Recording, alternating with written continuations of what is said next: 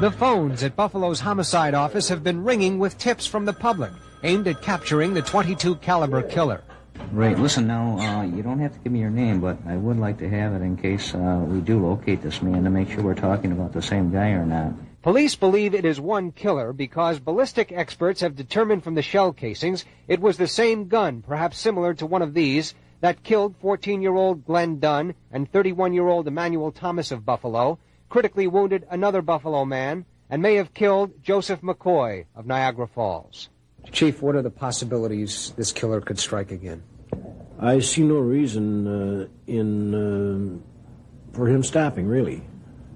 He has killed people during the day and killed people at night. This killer, if it's one person, has taken the liberty in a very daring way of committing these crimes in open areas, sometimes in daylight. What does this tell you about his character and perhaps what he is saying to you as the authority figure? Well, I think that the individual is a sick man, and I feel that he could probably be helped if he would only let it be known that he needs help. This is the only composite of the suspected killer. It is being circulated by Cheektowaga Police. 6 additional men will be added to the Buffalo Homicide Office by Commissioner Cunningham. 20 officers and detectives have been assigned to find the .22 caliber killer before he may strike again. Rich Newberg, News 4, Buffalo. The Commodore's concert was one of 2 major events drawing black audiences downtown tonight, and the .22 caliber killings of 3 black males were on the minds of just about all the men we talked with. I'm going right after the concert. Yeah, I'm scared. I'm scared, but I'm with my friends and things, you know, they're going to take care of me and things. That's what it's be about. I'm more or less worried about, you know, if the security, how's the security around here and throughout the city. So I don't think I'll be at ease until something's actually done about it. As with most concerts, anyone with full pockets was frisked at the odd entrances. But security officials didn't expect the killer to make a showing tonight. No reason to be panicked, personally, you know. Because he was a sick person. He gets people isolated. He doesn't come in a crowd and try to pull anything like this. So naturally, we will be alert. The other big event tonight was the Martin Luther King Awards banquet, where there was less noticeable concern about the killer. Councilman James Pitts also put any talk of community retaliation to rest. Racial overtones are something that can be sort of calmed down if we have a good effort by the police department to find out who this person is. We are in the process of re-interviewing our witnesses in the hopes that their recall is better than it had been on that night when the killings occurred. We feel that they have had an opportunity now to reflect back on what happened, and if they had overlooked anything, they can tell us now. So the search continues for a white male suspected of killing 3 black men at point-blank range and critically wounding a 4th. Rich Newberg, News 4 Update. The son of Sam, David Berkowitz, was tracked down after his car was ticketed for a parking violation. This simple infraction led to the arrest and conviction of the confessed killer of 6 people. Today, Assemblyman Arthur Eve asked News 4 to allow him to make a direct plea to Buffalo's Police Benevolent Association to stop the police slowdown so that the chances of catching the killer or killers of 6 black males in the area may be heightened. My plea to the PBA is that during this very serious time, that the PBA should urge all of its members not to participate in a slowdown, that every member should be out there serving this community to its fullest, because the murderer might be caught on a parking violation, traveling violation, as the son of Sam was. And so I beg and I plead with the PBA, please stop the slowdown until these murderers have been caught. When you talk to people on Jefferson Avenue, you get a range of reactions and a range of theories. But there's one common denominator. Everybody is angry. I feel it's a sinless shame that the Buffalo police haven't did anything about this. Most black men in the neighborhood are really fear walking around now. They don't know when they can come out, day or night. And, you know, I think it's a conspiracy. You know, I think it's got to be the Klans or something. You know, that's what I think personally. If the police are not doing their job, you know, per se, you know, like, they don't have to worry about it. If this individual comes in this area, or, you know, like, or, you know, anywhere in the vicinity, they don't have to worry about it, because he will be taken care of. While tensions are mounting in Buffalo's black community, leaders continue to call for restraint, but caution at the same time that violence in other cities erupted only after blacks lost faith in the system.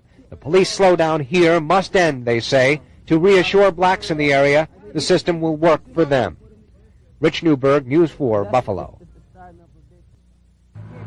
Despite those efforts, somebody or some people have a different idea. A wooden cross was set afire tonight at the corner of Brunswick and Jefferson.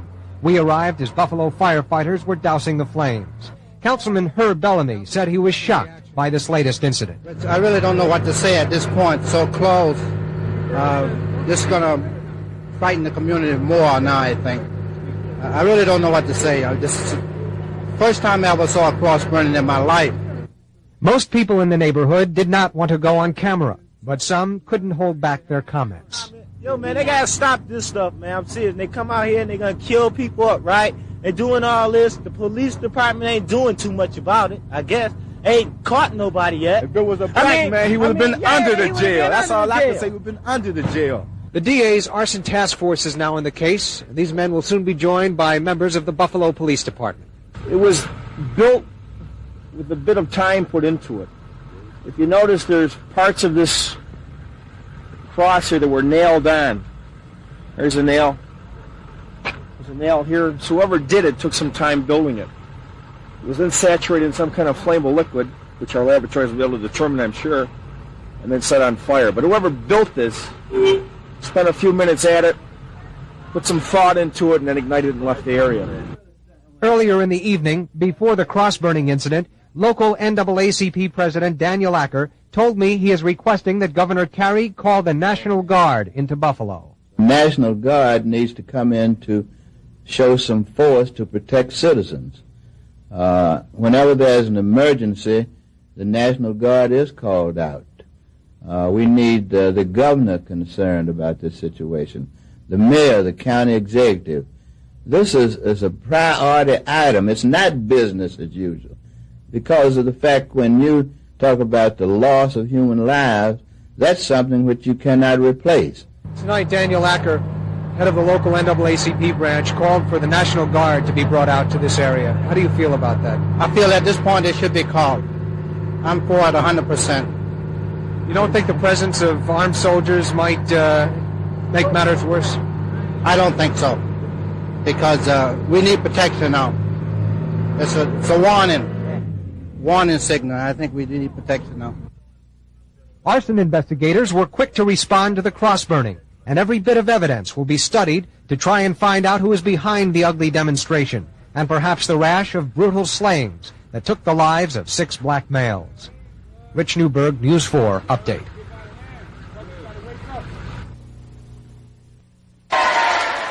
Bush was well briefed about Western New York's economic problems and also about the most recent rash of brutal killings of 6 black males in the area. Last night, the Reverend Jesse Jackson, talking to Buffalo's black community, took a direct political slam at Ronald Reagan. I will vote! I will vote! I will retire Reagan! I will retire racism! At a news conference today, Bush responded to the words of Reverend Jackson. But if he tried to equate racial unrest with Governor Reagan as President of the United States, that is a grossly unfair comment with no fact to back it up. Governor Reagan's record in appointment of blacks and in concern for blacks is a good record. He's a compassionate individual. Bush praised local leaders for keeping cool heads and said common sense must prevail. Bush's Buffalo visit caps a 2-day campaign swing through parts of Connecticut, Massachusetts, and New York. Bush will speak tonight to an Italian-American Columbus Day benefit at the Statler, and Marie Rice will have a complete report at 11. Thank you so much. Thank you.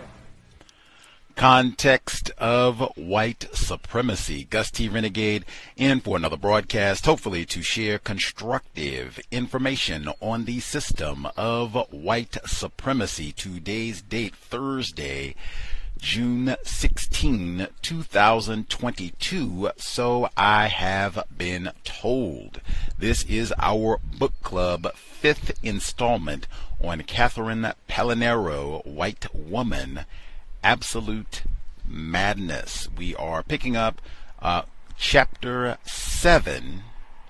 I believe the dates October 20th through the 22nd, just literally like 3 days. It's all of Chapter 7. Lots of things happened during this time period. The audio segments, man, enormous gratitude. One of our listeners emailed me that segment. It's actually a YouTube segment.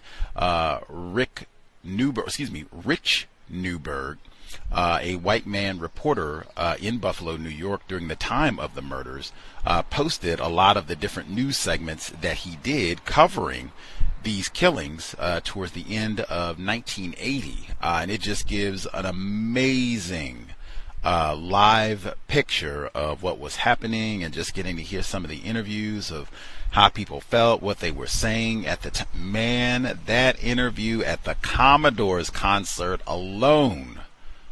Wow. Within all of that, I thought it was especially important. One, you got to hear Leo Donovan, white man enforcement official, taught this guy is sick. He needs help. Put asterisk, highlight, hugely important. I think I might have read some of the articles in the Buffalo Challenger talking about that already, and that will certainly come up again and again. In addition to this being a sick white man, so-called, you heard the report about the cross burning, even though that was reported last week allegedly that, hey, we think some black people might have did this. Now, you even heard in the report about the amount of detail and all that. Then after that, you heard the talk about retaliation and, calming all of that down. Even report, you had black people, just for people who didn't see the video, that was different individuals classified as black who were saying, hey, the National Guard should be called. Things are not safe. We need protection. We need help. This is not normal. This is not normal. We need help. I mean, I just have not even heard that many times that folks can think. When have you heard black people saying the National Guard should be called in to protect us? I don't even know if that happened in Little Rock. Anyway, the final clip, Jesse Jackson. I said that last week because Pelonero, she mentioned that Jesse Jackson did come to the Buffalo area in the midst of all this. He did, and she left out his little catchy phrase about retiring racism and retiring Reagan. Not that solved the problem, obviously. And then to hear at the time that was Vice President George H.W. Bush, hadn't even become president yet, giving the, what do you mean? Trying to say Ronald Reagan is racist. His record with blacks is a good record. He didn't even say great or excellent or super. It's good. Average. Okay. Anyway, but again, this got a lot of attention. These killings, more of that will come. Anyway, two quick reports that I'll read, and then we will get directly to the text. Number one, Buffalo becomes a city of fear, suspicion. This is from the Washington Post, November 5, 1980, so it's a little bit ahead of where we are in the book, but I suspect we'll get there this week. Not even reading the full report. And I just wanted to kind of give, or maybe, in fact, I'll just give the one at the bottom. How about that? Because she'll probably include that, so I'll just give the part at the bottom. Elsewhere, however, the murders have been met with indifference and some outright expressions of hostility toward blacks. Circulating through the taverns and doctors' offices here are jokes about the son of Sambo killings and the need to establish a heart fund to buy a more powerful weapon for the murderer. Civil rights leaders have received anonymously in the mail one-way tickets back to Africa. Then they mention the whole disruption at the funeral of Glenn Dunn, 14 years old. Douglas Turner, the executive director of the Courier Express, was stunned by the hostile reactions at a big Irish dinner to the black ribbon pinned to his lapel, the symbol of mourning here. A public official told him, Turner said, "This is what they've been waiting for over there. This is a real good break for those black leaders, Jesse Jackson. This is an opportunity for them to get up on their soapboxes. A clergyman, Turner said, he had known for years, said of the murders, "Don't you know that's the only language those people understand?" I will stop there since this report is from November, so she might cover this. We'll have to keep our ears perked for Son of Sambo. Now, the other quick report, I'm including this because this is in line time-wise with where we are in the book, October 1980. There are so many times. There's one thing, like they can upload articles and things online and all that, which is amazing and I love and take advantage of. It makes it so easy and quick. But it's even better when they upload the entire newspaper. That way you can go through and flip, because wow, when you can see everything on the page, that gives you so much information. I cannot tell you the number of times that I have seen reports on the murders of black people in Buffalo directly beside reports about the death of Buckwheat. If people don't know Buckwheat, I'll read you a little bit, but his character was even reprised on Saturday Night Live with Eddie Murphy. I'm sure you can go on YouTube and see some of Eddie Murphy as Buckwheat on SNL way back when, during this time period, 1980s. I mean, does not get any more plain, naked white supremacy racism than Buckwheat. Any form. So they have a report about black Buffalo cab drivers. I'll just give you a little bit. It says the cab driver's killer has been dubbed the Huntsman because pathologists said he cuts into the chest cavity with the authority of an experienced hunter. Tom Drake, one of the operators of the cab service, said, "We had half a dozen guys call and say they're not going out no more. Not until this thing is over. It's not just the nighttime. They're scared in the daytime, too." The cabbies are not alone after 4 black males were murdered by a gunman in the space of 36 hours during the last week of September, and after the slaughter of the cabbies, there's talk around town of blacks buying guns to defend themselves. Now stop there. There's more to this report about the Buffalo murders. So literally directly beneath. So if you finish the article on Buffalo, the very next thing that you would read, Billy Thomas, 49, Buckwheat of Our Gang, dies on coast. Billy Thomas, 49, who played Buckwheat in the Our Gang comedy series from 1934 to 1944, that's Essie Mae Washington Williams' generation, died yesterday of an apparent heart attack, police said. Now that is medical apartheid and a whole lot. Thomas was found in his bed by police officers who climbed through the window of his home where he lived alone after neighbors reported they had not seen him in a couple of days, said coroner's investigator Philip Spada. Thomas joined the troupe of Our Gang actors at the age of 3 and played in 89 films. He often wore a straw hat when he joined Spanky and Alfalfa in planning all kinds of mischief. In recent years, Thomas was involved in a dispute with a man named James E. Frazier, who claimed that he was the real Buckwheat. The dispute was never completely settled, but Thomas got the seal of authenticity from many of his fellow players. There was only one Buckwheat. William Thomas was Buckwheat, said Darla Hood, a featured player in the series, who died earlier this year. Fighting over Buckwheat. And that's what we will pick up at. Context of White Supremacy. Absolute Madness. Audio segment 1. Midnight seemed to be when the trail went cold. At around 2 p.m. on his last day, Shorty picked up one of his special fares at her home and drove her to the Ellicott Square building in downtown Buffalo. The fare was a woman who said she knew Shorty well. He picked her up again after she concluded her business downtown, at which time the woman noted that his mood had changed. He no longer seemed to be himself. She explained that Shorty was normally a very happy-go-lucky person, and it was apparent that something was bothering him.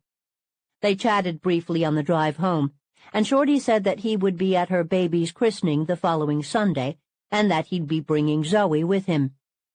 Shorty had visited with another of his specials at her home at around 5 or 5:30 p.m. They sat in his cab talking for about 25 minutes, until Shorty got a call for a fare and left. She had anticipated seeing him again at around 7:30 p.m., when he would drive her to bingo, but her husband had ended up driving her instead. She had called the cab company at 9:30 that night, requesting Shorty to drive her home, but was told that he was not in his cab. That was very unusual, she said, since Shorty always stayed in or very close to his cab. She continued calling for him up until about midnight, to no avail. Shorty spent 15 minutes at the diner with Zoe, leaving at 6:45 p.m. He then went home to see his wife and family, leaving around 8 p.m. The next confirmed location was the Little Harlem Hotel on Michigan Street. Employees said that Shorty was there at about 10 p.m., when a fight erupted between two black females and a black male cab driver. The argument was over some money, possibly cab fare, that was owed the cabbie. Shorty had intervened as peacemaker. The police had been called, but the two females left with Shorty in his cab before officers arrived. The last sighting of Shorty alive and well had been at the Sunoco gas station on Broadway and Jefferson. From 11:30 p.m. to midnight, Shorty and a fellow cabbie had hung out, watching TV on a portable that Shorty had. They had both been sitting in their own cabs. Shorty showed him a bank book for a joint account he had with Zoe. When they parted, Shorty had placed the portable TV, bank book, a camera, a pocketbook-type holder containing photographs, and an undetermined amount of cash in a green cooler. Shorty placed the cooler in the trunk of his cab on the left side. Investigators had found the cooler in the trunk with all of the items inside that the cabbie had described, except for the portable TV and the money. The cabbie said that Shorty usually carried a substantial amount of cash with him, anywhere from $800 to $1,000. He didn't see Shorty with any weapons that night, or on any other occasion. He added that right after the homicides of Edwards and Jones, talk among people on the street was that the murders were over a beef in the numbers racket. The task force hadn't found anyone who either saw or heard from Shorty Jones after midnight, though different people had tried to reach him. Among those seeking cab number 56 was an employee at the Little Harlem Hotel, who had called the cab company at 1 a.m. Shorty usually drove him home from work. Though the dispatcher had put the call out over the radio, Shorty had not answered, nor had he answered radio calls from his own daughter, who had tried to reach him between 1 and 1:15. The next sighting of Shorty Jones had been the discovery of his body at 4:29 a.m. in the parking lot of the Tonawanda boat launch. His taxi was found that afternoon on a residential street in Buffalo, over 3 miles away. An intriguing detail about Shorty's cab was the location where it had been abandoned, in front of 96 Potomac Avenue. This address was 2 houses down from where Zoe Fontaine's father and brother lived. Another of Shorty's girlfriends had contacted the task force to suggest that this should be looked at very carefully. Zoe's father claimed that he had not seen the cab on the street that day. Zoe's brother told police that he knew Shorty as his sister's boyfriend. He said he had never been inside Shorty's cab, but he admitted seeing it parked near his home that morning and had noticed what looked like blood on it. He said he had not been sure whether it was Shorty's cab or not. The brother voluntarily gave police his finger and palm prints, which didn't match any that were found on the cab. Detectives Williams and Montando had learned that Shorty Jones carried a gun, a small automatic .380, which he usually kept in a zippered bag somewhere in his cab. Shorty's wife confirmed that he had such a gun, but she had not seen it in a long time. Zoe told police that Shorty had stopped carrying the gun a few weeks prior to the murder, and that he had ceased doing so at Zoe's urging. She had been afraid he might get in trouble for having it. Zoe said that Shorty was carrying a knife the last time she saw him. She had felt it in his jacket pocket when he kissed her goodbye. The knife she described sounded like the one that had been discovered a few feet from his body. None of the people who knew Jones could offer any suspects for his murder. A check of his bank records showed that he had 4 joint accounts, 3 with his wife, 1 with Zoe Fontaine. The accounts with his wife all had balances of less than $5. The account he shared with Zoe had a balance of $402.20. Police also checked the bank records of Parlor Edwards and found that he had a savings account at a local bank with a balance of almost $19,000. He also had a Canadian bank account. Edwards's finances appeared very robust, particularly for a man whose work pension check was $112 per month. Then again, Edwards also drew Social Security and pensions from the Army, plus whatever he earned as a cab driver, and he was reputedly tight with his money. Shorty's wife admitted that he was a numbers runner in a follow-up interview with investigators. He took bets for fares and friends, and had to drop the slips off, but she didn't know where. She felt that his involvement was minimal and that he was not an upper-level person in the operation. He had told her that he didn't want to become heavily involved because people wanted credit, and he felt it was more trouble than it was worth. She said any money would have been kept in a cooler in the cab's trunk. The Jones murder investigation presented a number of red herrings: drugs, prostitution, mistresses, gambling, racial hostility over a white girlfriend. Jones had begun driving a cab in February 1980. Roughly coinciding with the resumption of his steady relationship with Zoe Fontaine. His drug sales had lately expanded beyond marijuana and pills to include PCP, the white powder known on the street as angel dust. By most accounts, his behavior on the last day of his life had been unusual, particularly his failure to answer any calls that night, even from his special fares, some of whom were also drug and betting customers. By the time his daughter had tried to reach him around 1:15 a.m., Shorty may have been dead. Further canvassing of residents on Potomac Avenue turned up a man who believed he saw the cab parked there at 3 a.m., although he wasn't positive. Then there was the statement from Shorty's friend regarding his sudden demeanor change in the early afternoon of October 8th, when it appeared that something was bothering him. Whether what was bothering Shorty was hearing word of Edwards's death could only be speculated. If this was the case, though, Shorty would have somehow known the fate of Parlor Edwards before the news had been made public. Aside from the shared traits of race, gender, and profession, the only other common denominator with Edwards and Jones was their alleged link to numbers. As the days of October passed and investigators delved further, the notion that both were actively involved in the mafia-controlled numbers racket, and likewise had been deliberate victims for somehow running afoul of the organization, took on ever greater viability, and appeared much more plausible than the prospect that a deranged white man had somehow convinced 2 very streetwise cabbies, neither of whom were on call at the time, to drive him to remote locations in the dead of night. Zeroing in on the final movements of Parlor Edwards was a far more linear task. Armed with the information concerning the time and contents of Edwards's last meal, investigators questioned employees of the Howard Johnsons. The restaurant had not been busy in the early morning hours when Edwards was last seen there. The overnight cook recalled seeing 2 black males in the restaurant in the early a.m., but could not identify them.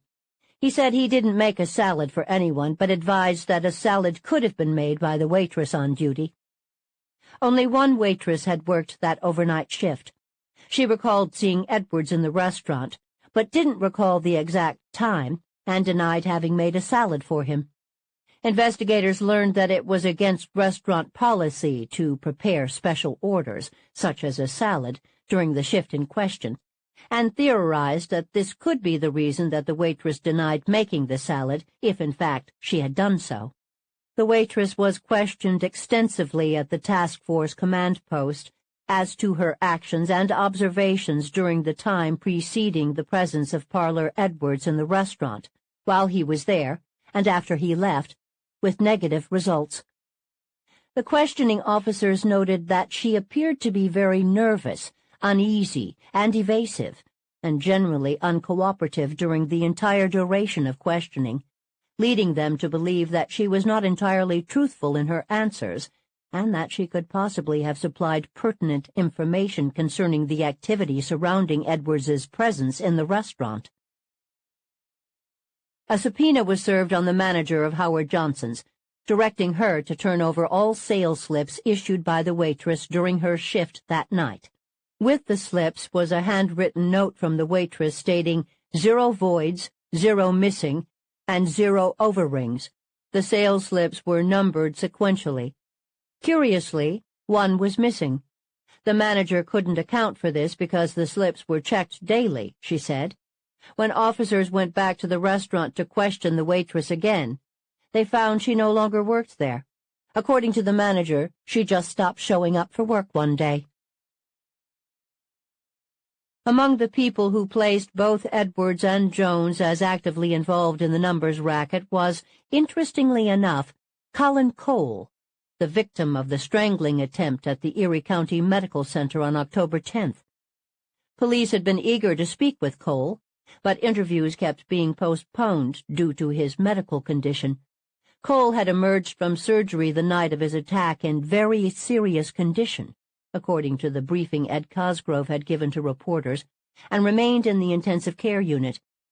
Questioning by investigators had to wait until doctors deemed him well enough.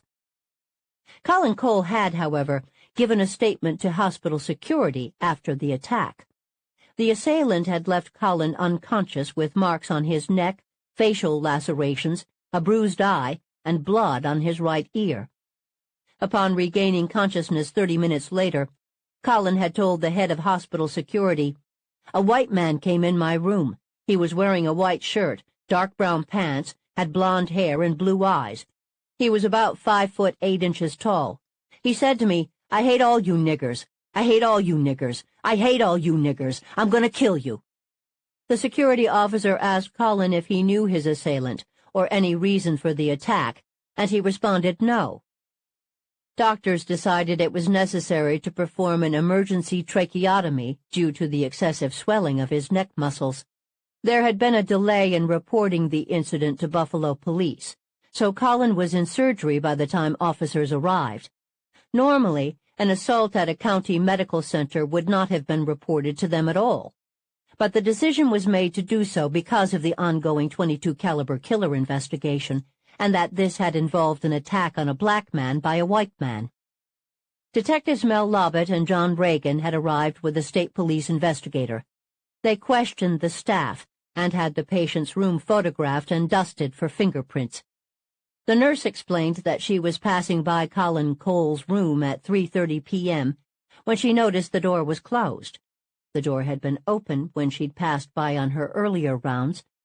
Entering the room, she saw the patient on the floor with a white man standing over him. The white man told her that the patient had fallen out of bed and hurt his head. As she approached to assist the patient, she asked the white male why he did not call for help, whereupon he fled the room and hurried down the corridor in the direction of the elevators, catching the attention of some other hospital staff along the way. The nurse was shown a composite of the .22 caliber killer. She said it closely resembled the man. Other members of the task force had been called in along with Assistant DA Joseph Mordino.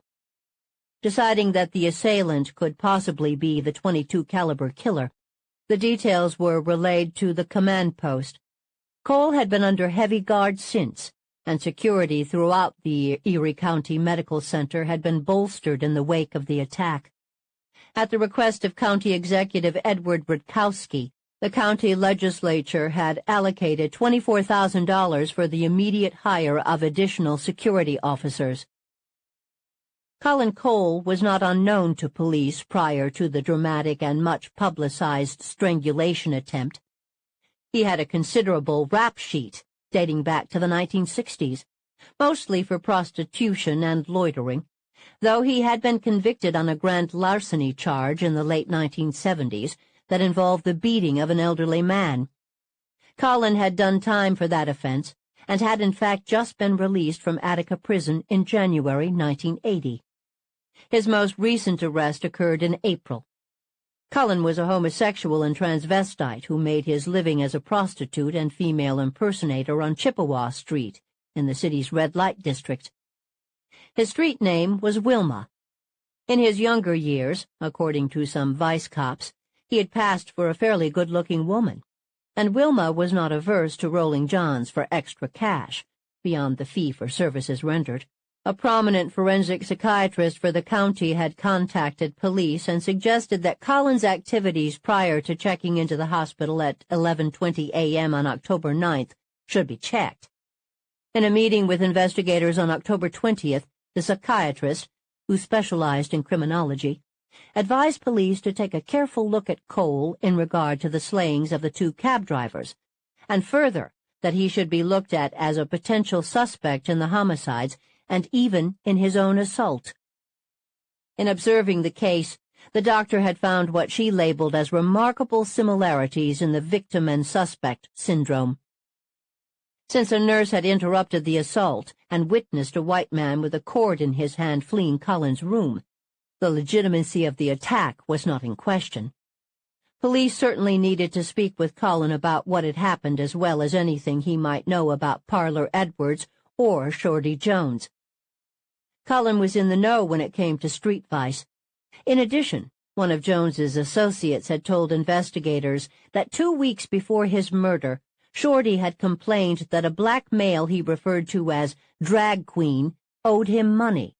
The informant didn't know the identity of Drag Queen, but Shorty had voiced this while they were discussing narcotics. Colin Cole had been admitted to the Erie County Medical Center on October 9th for a drug overdose. 10 days passed before investigators were able to communicate with Colin. In the first of his interviews with John Reagan and investigator Richard Cryan of the state police, Colin confirmed that he knew both Edwards and Jones, and had been a passenger in both of their cabs in the past. Shorty, he said, would transport him around the city and never charged the fare.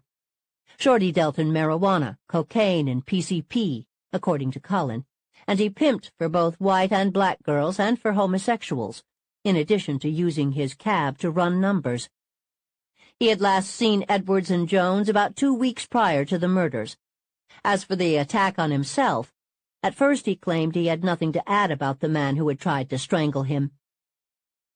Investigators spoke with Colin on multiple occasions.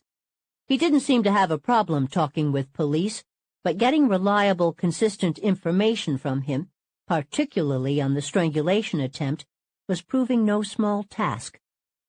When shown the latest composite drawing of the .22 caliber killer, he at first said it looked similar to his attacker, but later stated it didn't resemble his attacker nor any of his tricks, most of whom were black. By turns, he could be flirty or capricious. As a witness, he was tiresome. Captain Henry Williams at one point wearily remarked to him, "You know, Colin, I'd even crawl in bed with you myself if you'd give me a straight answer." On October 24th, John Reagan and Richard Cryan spoke with Colin again about anything he might remember of the attack. After about an hour, Colin revealed that he knew the man who had strangled him. He and the man, who here shall be called Darren, had met a few years ago when they were doing time at Wendy Prison, and Darren had come to live with Colin at the Royal Arms Hotel on Utica Street after his release from Wendy. Darren was a burglar and had accumulated about $2,700 in heisted cash. Colin had walked out on Darren and taken the $2,700 with him. He didn't see Darren for a while, until the afternoon of October 10th, when Darren confronted Colin in his hospital room about the betrayal and then tried to strangle him. Officers retrieved some mug shots, including Darren's, and brought them to Collins's room. He picked out Darren's mugshot as the man who had attacked him and, in the presence of family members, gave a deposition. Though the attack on Colin Cole had been hastily folded in with the task force, coming just a day after the two horrific cabbie murders, and because of knee-jerk fear that the blonde strangler could be the mysterious blonde assassin, there were a number of factors from the outset that tended to cast doubt on the .22 caliber killer scenario. Skipping the question of why a hit-and-run gunman would opt for strangulation and count on getting lucky enough to find a black male in a room by himself at the county hospital, why would a killer looking for a random victim go up to the 7th floor, so far up from the convenience of any easy escape route to the street, particularly when there were many black male patients on the lower floors of the hospital? Despite what had been announced to the press and the public, the three prime witnesses to the attack on Cole, the nurse and staff members who saw the suspect flee, had described a man who looked markedly different from the descriptions of the .22 caliber killer. All three said the man had bright yellow blonde hair, not dirty blonde. All, including Cole, said he had blue eyes. None of the .22 caliber witnesses had given an eye color. The strangler, described by witnesses as 5'2" to 5'4", also seemed to be much shorter than the September shooter, although Cole had initially pegged his height at 5'8". Then there was the other detail that came to light. Someone had asked for Cole's room number before the assault. Ed Cosgrove had been in a no-win situation with the Cole attack. To withhold all information on the incident would have created suspicion and mistrust in sectors that were already apprehensive about his commitment to the investigation, especially if the attack could later be definitively linked to the September shootings and/or the cab driver murders. In the interest of keeping the community informed and demonstrating that the task force was responding immediately to any suspicious white-on-black attack, he had called the press conference that night. Based on information from the nervous hospital employees and perhaps some details that had been lost in translation, the announcement was made that the strangler appeared to be the same maniac. The story had instantly blown up. Reports of the attack on Colin Cole referred to the nurse as the star witness in the series of brutal slayings. Hospital staff who had witnessed the attacker flee, or believed they had, were reportedly receiving 24-hour police protection, including an elderly hospital volunteer who claimed he saw a blond man in the employee locker room 2 hours before the attack, and feared it might have been the strangler/killer. Though Ed Cosgrove continued to state at press conferences that no connection had been established between the shootings and the cabbie murders, the notion that all 6 murders, as well as the strangulation attempt, were the work of the .22 caliber killer had nonetheless been firmly ingrained in the public's mind. Details and fine print aside, the narrative had been established. All 7 crimes were related. All were racially motivated. The crimes were, after all, being investigated collectively by the task force, giving the impression they must be connected, while headlines and broadcast news touted the murder probe, consistently referring to the 6 killings and citing Colin Cole as the 7th victim, all of which further played upon the primordial fear of an invincible boogeyman, capable of all manner of brutality, able to slip effortlessly into the shadows once his evil deeds were done. Cosgrove was asked daily by the media whether a link existed between the 2 sets of murders. When the question came up again at a press conference in mid-October, Cosgrove stated, as usual, "There is no evidence to link them," but added, "Are we concerned that there might be a relationship between all of the slayings? Absolutely." The Courier-Express translated this into a bold headline: "DA won't rule out one killer. Previously refused to consider any tie in all 7 incidents." The single-slayer theory created a problem for FBI artist Horace Hefner, as he tried to create a new composite sketch. Hefner had met with a dozen witnesses from the shootings and the hospital attack, and reconciling all the conflicting information was proving a challenge. Explaining the delay in releasing the new sketch, a source told the media, "We have so many different descriptions that it would probably hurt a prosecution if they were released now." After several days' work, the FBI released 5 sketches in late October that were dutifully broadcast and published on front pages. One sketch showed the suspect with straight, short, light hair, while 3 depicted him in different hats, and 1 in profile with longer hair. The description was a white male about 5'6" to 5'9", in his early to mid-20s, clean-shaven, with dirty blonde hair, and a slender build. It was noted that the sketch was not supposed to represent the subject in the same manner a photo would, but to give a general description of his features. Once again, there was very little to distinguish what Cosgrove called the new and improved sketch. While the DA expressed satisfaction with the FBI rendering, there were many in law enforcement and the general populace alike who did not find it either much of an improvement or particularly helpful. As one dismayed black resident was later quoted in a local newspaper, "Do you know how many white people look like that?"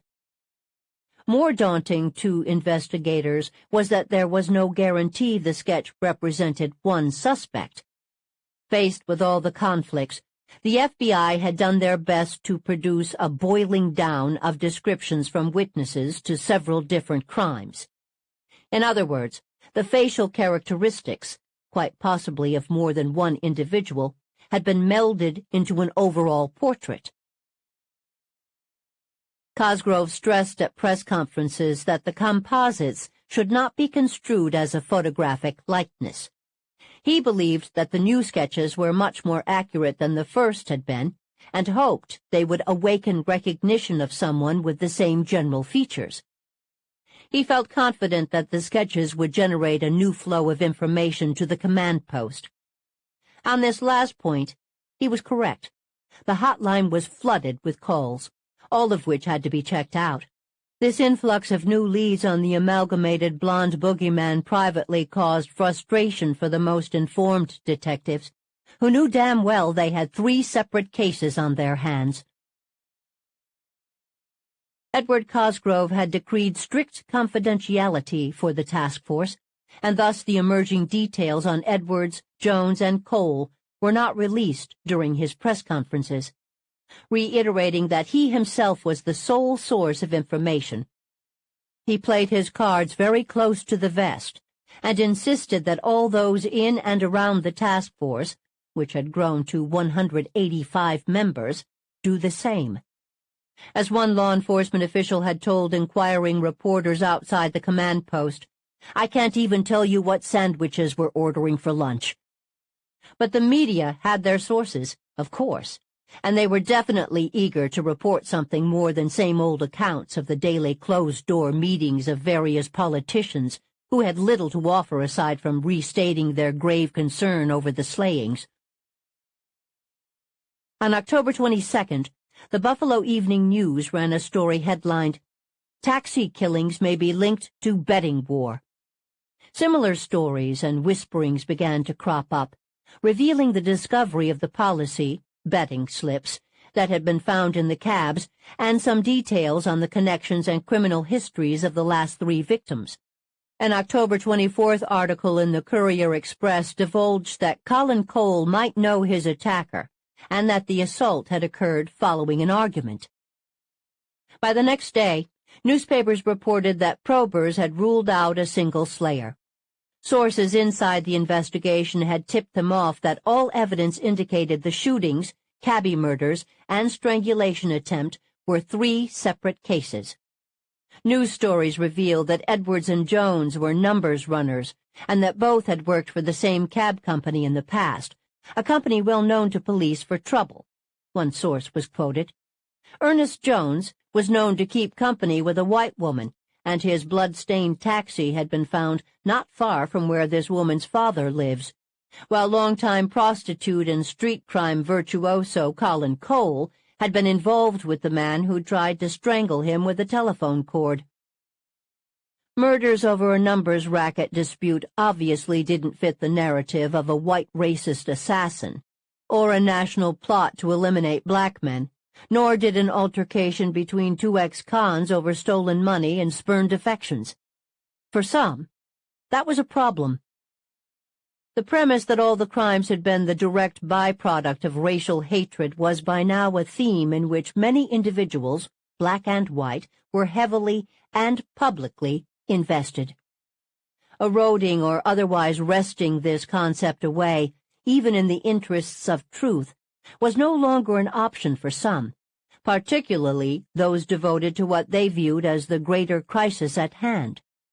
To that end, the victims had been eulogized as symbols and martyrs of all that was wrong in society.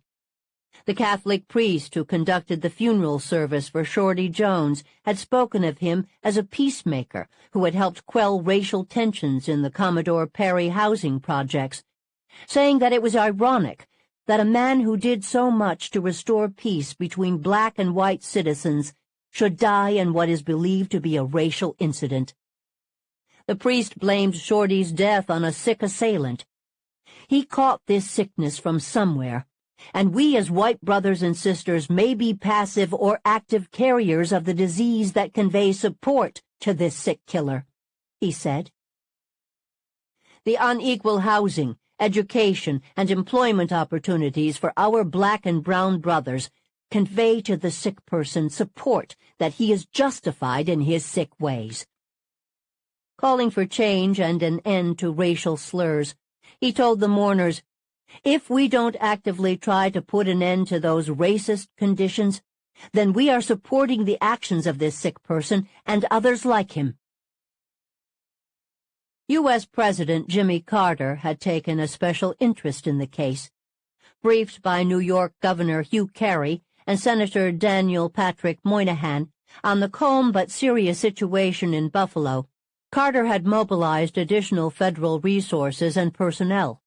As a result of the president's intervention, Charles P. Monroe, Deputy Director of the FBI's Criminal Division, and Drew S. Days III, Assistant U.S. Attorney General in charge of the department's Civil Rights Division, were dispatched to Buffalo to review the investigation. Monroe had played a key role in the FBI's probe of the sniper attack on civil rights activist Vernon Jordan earlier that year.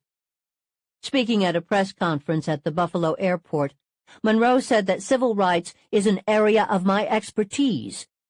The FBI still had not made a determination on whether the civil rights of any of the murder victims had been violated.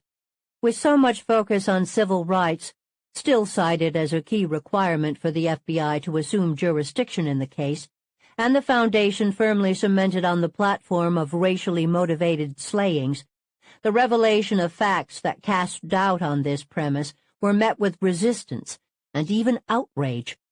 Following reports that Colin Cole knew his assailant, the Reverend Bennett Smith went to see Colin at the county medical center. Smith emerged from the meeting and announced to the press that Colin Cole did not know his attacker. Mr. Cole substantiated that the assault on him was the result of a racial encounter. He had never seen the man before and did not know him, Smith said. There is a mentally disturbed person out there somewhere who has killed 6 black men, Bennett Smith angrily told reporters. There may be more than one killer responsible, but the murders have all been directed at black males out of hatred for blacks and for no other motive. Smith and other black leaders lambasted the press for revealing details of the victims' criminal histories. Blacks don't care about that, Smith snapped. Catch the killers. We don't want to read the background of the victims. They also resented the questioning of victims' family members by investigators, though this was standard procedure in any homicide investigation. Tempers flared again when Ed Cosgrove conceded at one of his press conferences that he could not rule out the possibility of a black assailant in the cab driver murders. John Douglas of the FBI was experiencing a similar pushback in Atlanta, where he had been called to develop a suspect profile in the Atlanta child murders. Investigators there had been looking for a white offender. When Douglas concluded the offender was black, as he would later recall, they didn't like it. His predictions and suggestions were dismissed as crazy, Eventually, each proved to be true. The murders in Buffalo and Atlanta had thrust both cities into the national spotlight. In both cities, the killings had unleashed widespread fear and set the great wheel of racial politics in motion. Bloodshed and racial discord were always hot topics. Buffalo Mayor James Griffin appeared on the ABC News program Nightline for a broadcast dedicated to the unsolved homicides in Buffalo and Atlanta. Host Ted Koppel pressed him on whether he thought the murders in western New York were connected to the Ku Klux Klan or neo-Nazi groups, as asserted by some black leaders in Buffalo who were also interviewed. Griffin responded that he agreed with District Attorney Edward Cosgrove that the murders were the product of a deranged mind. Speculation that the killer was psychotic had become another bone of contention. Cosgrove had been assailed by members of black activist groups and the NAACP for characterizing the killer as deranged or maniacal, although Bennett Smith had been quoted by a journalist from Newsweek as saying, "There is no doubt the killer is mentally deranged, that premeditation is involved, and that the killings are racially motivated." When Ed Cosgrove was asked at a press conference whether his comments might give an attorney a ready-made defense in the event of an arrest, he answered, "Any self-respecting lawyer who takes on this case would be insane himself if he didn't entertain insanity as a defense." This provoked resentment and anger from individuals who were already dissatisfied with Cosgrove's handling of the investigation. Officials of the NAACP called for a federal takeover. Hazel Dukes, state president of the NAACP, had flown in from New York City for a meeting with Cosgrove and a briefing on the investigation, after which she told the press, "I'm unhappy with the investigation here. It has been 27 days since the first murder, and the killer still has not been captured. We will continue to request and push for federal intervention and an investigation independent of local efforts. No stone should be left unturned." Duke said she would also continue to press for intensified efforts by Cosgrove's office. While no arrests had been made, the task force had unquestionably put forth intense efforts. Every lead, tip, and avenue was being followed. Scores of white men were questioned. As one Buffalo police captain later recalled, "They pulled in every white guy who was a little bit off." By mid-October, 2 men had been reported to the task force by tipsters, had committed suicide. Another man who thought he was under investigation, erroneously as it turned out, cut his wrists. He had recovered and moved from the area, but kept calling Buffalo police to ask if he was still a suspect. The whole spectacle had dredged up the weird and the depraved. Someone had left a heart on a shelf in the public library. Buffalo police responded to the 911 call and questioned 2 young women working there, who said that when they had returned from a 20-minute break, a black male had approached one of the women, pointed at the shelf, and said, "Look at that. Someone left that. Someone left that for you." Based on the description, the library security guard said the man sounded like a bummy-type guy who was always hanging around the library. The heart was small, about 2.5 inches long, and confirmed by the medical examiner as not human. It was transported to the morgue for further analysis. The command post received a call one night from an anonymous male who said that 7 more niggers would be killed. The call was traced to a bar on Genesee and Jefferson Streets. Leo Donovan immediately dispatched officers. There were 2 payphones inside and 1 outside the bar. The owner and barmaid hadn't paid attention to who might have used the phones, but said there hadn't been any white patrons in the bar at all that night. The task force was also receiving calls from police agencies across the country with suggestions that the cab driver murders could be cult killings, or the work of small subversive organizations dedicated to the occult. The NAACP and other black activist groups were pushing vigorously for a federal inquiry into a connection between the murders and the Ku Klux Klan. The Buffalo FBI office had so far ruled out such a probe. Fears of a KKK link or conspiracy were not mere paranoia. In recent years, in reaction to the civil rights victories of the 1960s and subsequent federally mandated school integration and busing, the Klan had experienced a resurgence in membership and non-member support that was by no means underground, nor restricted to states in the Deep South. In September 1980, robed Klansmen marched in Southington, Connecticut, and held 2 nights of rallies and cross-burnings, reportedly attended by some 800 people, to celebrate the installation of the state's first Grand Dragon.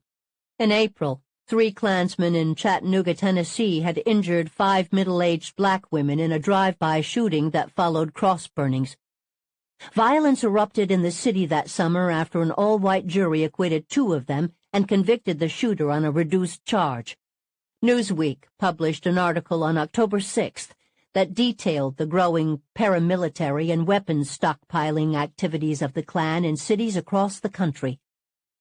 By the end of 1980, it was estimated that KKK membership around the United States had grown to 10,000 members, with 100,000 non-members donating money, attending rallies, or reading their literature.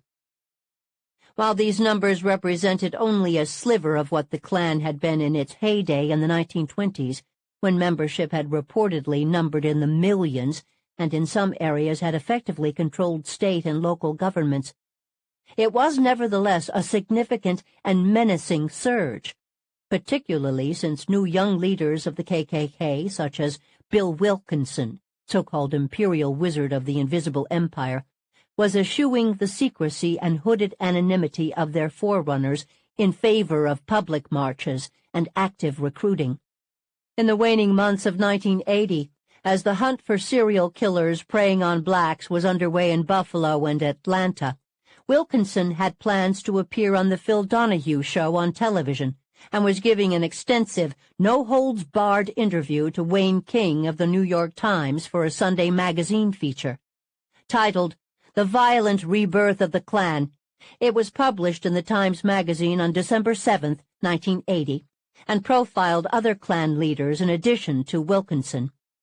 Some of the new KKK chapters were attempting to rebrand themselves, not as racist, but simply as pro-white, obviously hoping to lure those who felt disenfranchised by shifting demographics and the lagging U.S. economy, playing on fear and vulnerability, as all adept cult leaders do.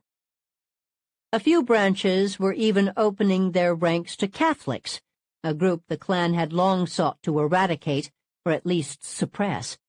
There had been no groundswell of Catholics responding to this magnanimous offer, however, and the KKK had not seen any appreciable uptick in membership in cities with large Catholic populations, which Buffalo had.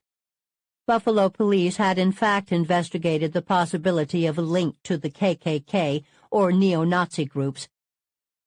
In early October, detectives Harold Frank and Matthew Parsons had traveled to Syracuse to meet with a former Buffalo resident who supplied them with information on a small group of avowed Klan members in western New York, led by a resident of the east side of Buffalo named Carl Hand. According to the informant, a few years prior, Hand and a half-dozen of his friends, who were all white males currently in their early 20s, had proclaimed themselves the protectors of Schiller Park, a neighborhood on Buffalo's east side. The group met often at a particular member's home to discuss their philosophy and talk about getting people, which meant assaulting black males. The group had on numerous occasions attacked black males in the neighborhood and engaged in fights to protect the kids, presumably white kids, from area blacks. The informant said that the group had been in such fights during the summer of 1980. They kept a store of KKK literature and attempted to distribute it. He never heard them talk of killing anyone, but said that about 3 years earlier they had been responsible for fracturing the skull of a black male with a length of pipe in the Genesee Street Schiller Park area. Asked about any weapons the members might have, he said they had all types of knives, as well as firearms, and that some time ago police had seized a number of firearms during a raid of the home where meetings were held. All the members were heavy beer drinkers, but as far as any taverns where they might hang around, the informant said they had been banned from most bars in the area. 2 years earlier, they had held a family picnic in Emery Park that was sponsored by the Ku Klux Klan, during which the men shot at paper cops with a pellet gun and practiced throwing knives and hatchets into a tree. The group's leader, Karl Hand, was constantly preaching his Nazi philosophy. He often praised Adolf Hitler as someone who had the right solution. Karl Hand and several of his associates were already known to police. Far from being under the radar, Hand spoke openly of his beliefs. He stood on street corners trying to pass out his racist literature. He had immediately been a person of interest in the .22 caliber shootings, but was eliminated as a suspect when it was learned that he had been hospitalized for a kidney transplant during the time the shootings occurred. He had been discharged on October 6th, a day prior to the murder of Parlor Edwards, but it didn't seem likely that a man who had undergone such a serious surgery would have the strength to carry out a sustained and brutal attack the following night. Hand's followers had also been closely checked, but all were confirmed as either in police custody or out of state at the time of the murders. Leads on others with a history of racist philosophies and affiliations had been pursued, but led nowhere. A postal worker turned in a business card from Knights of the Ku Klux Klan that he had found stuffed in the coin return of a payphone at Genesee and Bailey. The card read, "Racial purity is America's security," and had a mailing address and phone number in Louisiana. The postal worker told police he had been approached over the summer by a white male in his 60s, driving an old blue car, who asked him to distribute the cards to all white families on his route. The postal worker said he had been approached 2 or 3 times over the past year about passing out material of a similar nature, each time by different individuals. He had always refused. Klansmen and Nazi sympathizers aside, the murders and their resultant publicity had emboldened some racist behavior from individuals who ran the gamut from the potentially dangerous to misfit lost souls. Detectives Paul Delano and Harold Frank paid a visit to a teenage student at Erie Community College, ECC, who had penned an ominous poem. The poem had been brought to their attention by the postal inspector's office, as the young man had written it on the outside of an envelope that he then mailed. It read, "The .22 caliber killer is at ECC, so all you niggers stay clear of me. If I see you, you'd be dead. I will shoot you in head. If I see you in the hall, I'll spray your brains all over the wall. I'm so vicious you will see. If you thinks that's really shitty, I'll kill every nigger in the city." When they interviewed the teen at ECC, he admitted writing the poem on the envelope, but claimed he had copied it off a desk at the school, though he couldn't remember which one. He thought the poem was kind of neat, and thought that his brother might enjoy it. The teen said he had a poor relationship with his father, who had told him that he thought the killer was doing good. When asked if he was under psychiatric care, he replied no, but added that he felt he might have an emotional problem with his father. He said he had no friends and described himself as a loner. Detectives took additional information and did some checking on the young male and his father, but ultimately ruled them out. Police were also sifting through crank calls, threatening notes left on cars, and letters received by police headquarters. Among the correspondence that bore scrutiny was a small envelope postmarked from Rochester, addressed to Buffalo Police, Buffalo, New York. Inside was a note on lined paper, written in a slanting print. "Stop me before I kill more, but I didn't cut out no hearts. Someone other did those." There was no way to determine from whom it had come, or assess the legitimacy. It was kept at close hand in the homicide squad in case the writer made contact again, but he or she never did. While the task force continued laboring behind a veil of secrecy, fissures that had erupted around the city were widening into chasms. Though no sustained incidents of racial violence on the streets had occurred since the weekend following the Cabby murders, undercurrents of resentment and mistrust had boiled up on both sides of the racial divide. And there was no question that in some quarters, despite the best efforts of clergy and perpetual sound bites from officials who praised the community for sticking together, a division of us versus them was emerging along racial lines. The climate of fear had not so much birthed racial antagonism and suspicion, but had rather unearthed that which had lain dormant. Newsweek published an article on October 27, 1980, about the spree of murders in Buffalo and Atlanta. Under the headline, "The Fears of Black America," it summarized the crimes and touched on other killings of blacks across the country over the past year. The article began with a quote from Stanford University historian Kennel Jackson that perhaps best illuminated a collective feeling.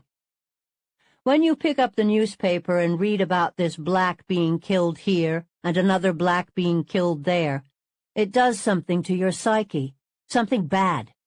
It leads to the perception that it's suddenly hunting season on blacks again. A random phone survey of 300 black families in Buffalo had been conducted in mid-October. 52% thought the police were doing a good job of trying to solve the murders.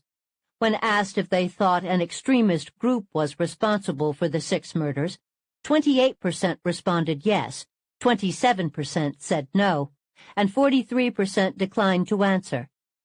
60% said they feared for their personal safety. Fear had taken root in the white community as well.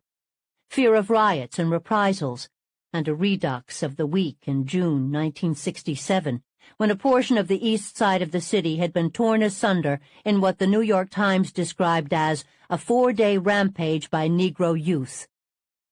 Gangs of angry blacks, as many as 1,500 individuals in total according to an estimate from the Times, had roamed the ghetto setting fires, breaking windows, looting, clashing with police, and attacking whites indiscriminately. Scores of people were injured, more than 100 arrested.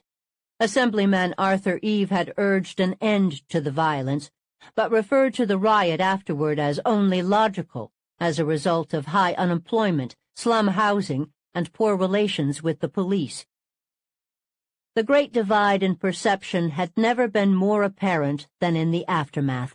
While many blacks blamed the riot in large part on poor relations with the police, Buffalo Police Commissioner Frank Felicetta had disagreed, saying that relations between his department and the city's 100,000 black residents were excellent, and expressing surprise that the race riots then sweeping the country had similarly broken out in Buffalo.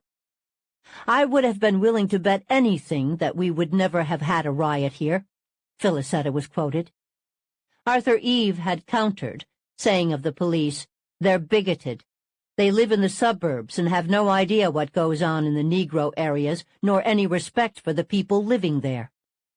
The viewpoints had been so strikingly divergent that one visiting government official had wondered aloud if the opposing sides were talking about the same city.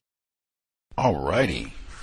Context of White Supremacy. So that is audio segment number 1. 2 quick corrections. Strive for accuracy. Gusty says that all the time. Correction number 1. I said in the beginning today that George H.W. Bush was vice president during the audio segment that we heard when he said that Ronald Reagan's record was good. He said Ronald Reagan's record as governor. I forgot this was during October of 1980, so he was not vice president at the time. He was on the ticket running for vice president along with his running mate at the time, Governor of California, Ronald Reagan, not president. So one correction right there. I thought that was really important. And one other correction. Wanted to get it out. Make sure I get it in before the chapter. For some reason, last week, I looked at the chapter and I thought it was October 20th through October 22nd. That is not the chapter. It is October 20th through December 22nd. So it is not just 2 days. We're going all the way through the end of the 1980 calendar year. 2 quick corrections. Third, this is not, well, it is a correction. This is not my correction. This is a correction for the author. I normally don't, hop into commenting on the book, but I mean, hey, whatever. Again, the Cow's first program back on the air was with Chet Dettlinger. His book, The List, he co-authored on the so-called Atlanta child murders. That is a case Gus knows very well when she says John Douglas of the FBI was experiencing similar pushback in Atlanta, where he had been called to develop a suspect profile in the Atlanta child murders. Incorrect name. Investigators there had been looking for a white offender. When Douglas concluded the offender was black, as he would later recall, they didn't like it. His predictions and suggestions were dismissed as crazy. Eventually, each proved to be true. That is not true at all. Same point I had to make with Matt Grider, same point I've had to make for years with so many people when they talk about this case. No one was ever even charged for one of those missing black children in Atlanta. So I don't care what the profile is. Nobody was ever charged. So whatever. I have no idea who. The Atlanta child murders, you don't have a conviction, you don't have a charge. Wayne Williams was charged with convicted with killing 2 black males who were well over 20 years old. They are not children. So with Garden, since that's explicitly what was said, Atlanta child murders, they never charged anyone. So I have no idea who is responsible for all these missing children. Apparently, they don't either. If it was Wayne Williams, I suspect they would have charged him. And a number of the black parents who lost their primarily black sons stated the exact same logic. Not all. Some of them do think Wayne Williams did this, but some of them, at minimum, if he did it, charge him. You got the goods. You got the evidence. Charge him. That didn't happen. Context of white supremacy. Didn't happen in the Buffalo case either. Have to keep that in mind. Black Lives Matter, so they say. The number is 720-716-7300. The code 564-943#. Press star 61 if you would like to participate. Number again, 720-716-7300. The code 564-943#. Press star 61 if you would like to participate. And again, make sure you have listened to the book if you have commentary. One of our listeners, investors, wrote in, greetings, Gus. I found Sunday's program with Dr. Sean Lay on the KKK in Buffalo. How timely is that? Program and your commentary about it very constructive in terms of my process of learning. A 40-year-old suspect racist killed an 8-year-old black child named Quarius. I think that's it. Quarius, Quarius, Quarius. Naqua, Naqua, Dunham, around Memorial Day in what is described as a random shooting in, again, South Carolina, while the child was riding in a car. The excuse given for the suspected racist was that he was high on meth.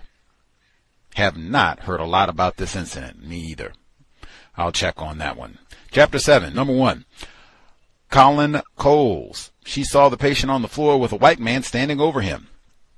Known homosexual, transvestite, prostitution. This attack seems very different from the previous ones, being deep inside a public building as opposed to out in the open. Indeed. Even though I guess the Tops grocery store, yeah.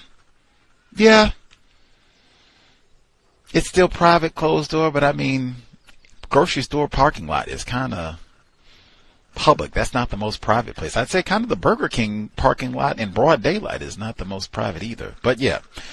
Definitely different. Number 2, Reverend Bennett Smith announced to the press Colin Cole did not know his attacker. Smith and other black leaders lambasted the press for revealing details of the victims' criminal histories. Blacks don't care about that. This was also discussed by Cal's listeners. Exactly. Has been going on with lots of the listeners. All this talk about, Glenn Dunn stole a car and all this.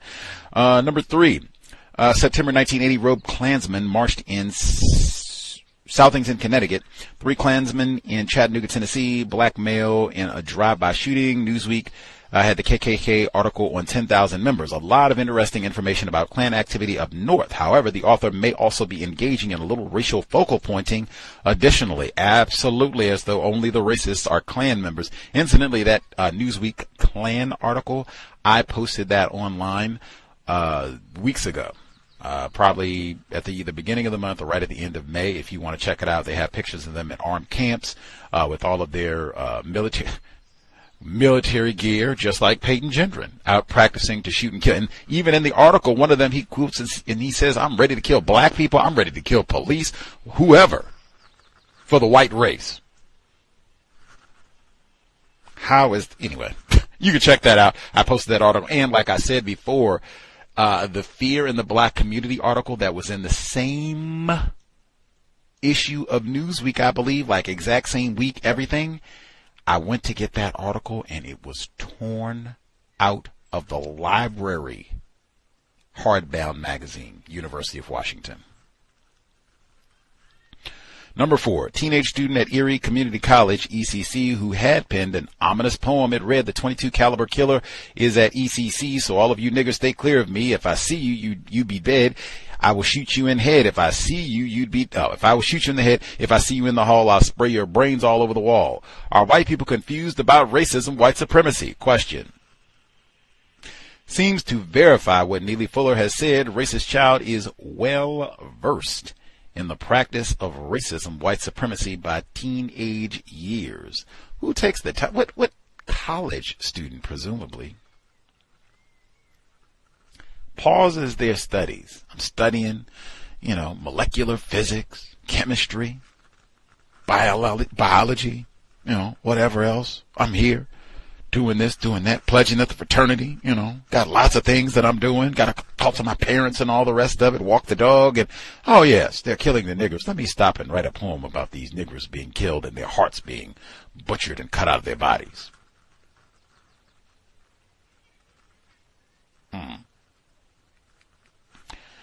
Number 5, the climate of fear had not so much birthed racial antagonism and suspicion, but had rather unearthed that which had lain dormant. Great example of the use of multiple metaphors within the same sentence. The global system of racism, white supremacy is never dormant.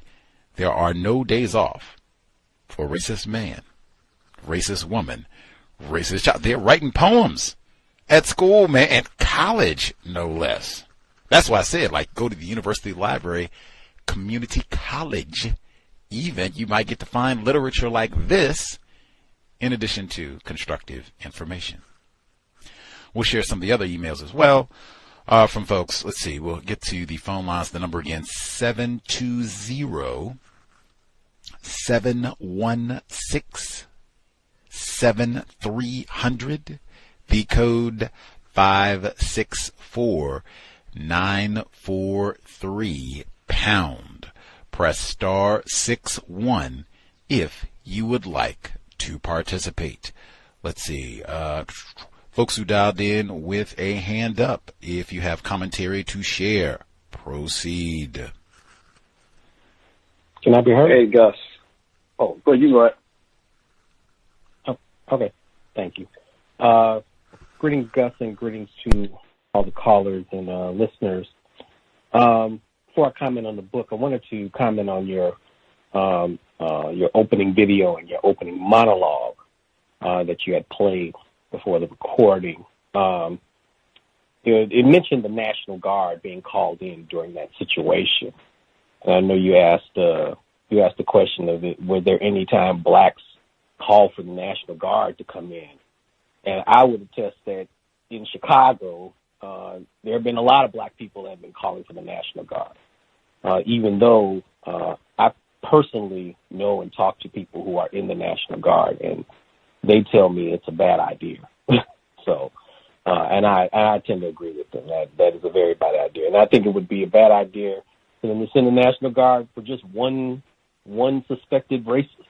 So, and then the use of the word buckwheat, which is derogatory black male image when you look at it, and so interesting. You mentioned the Saturday Night Live Eddie Murphy character playing that character during that time.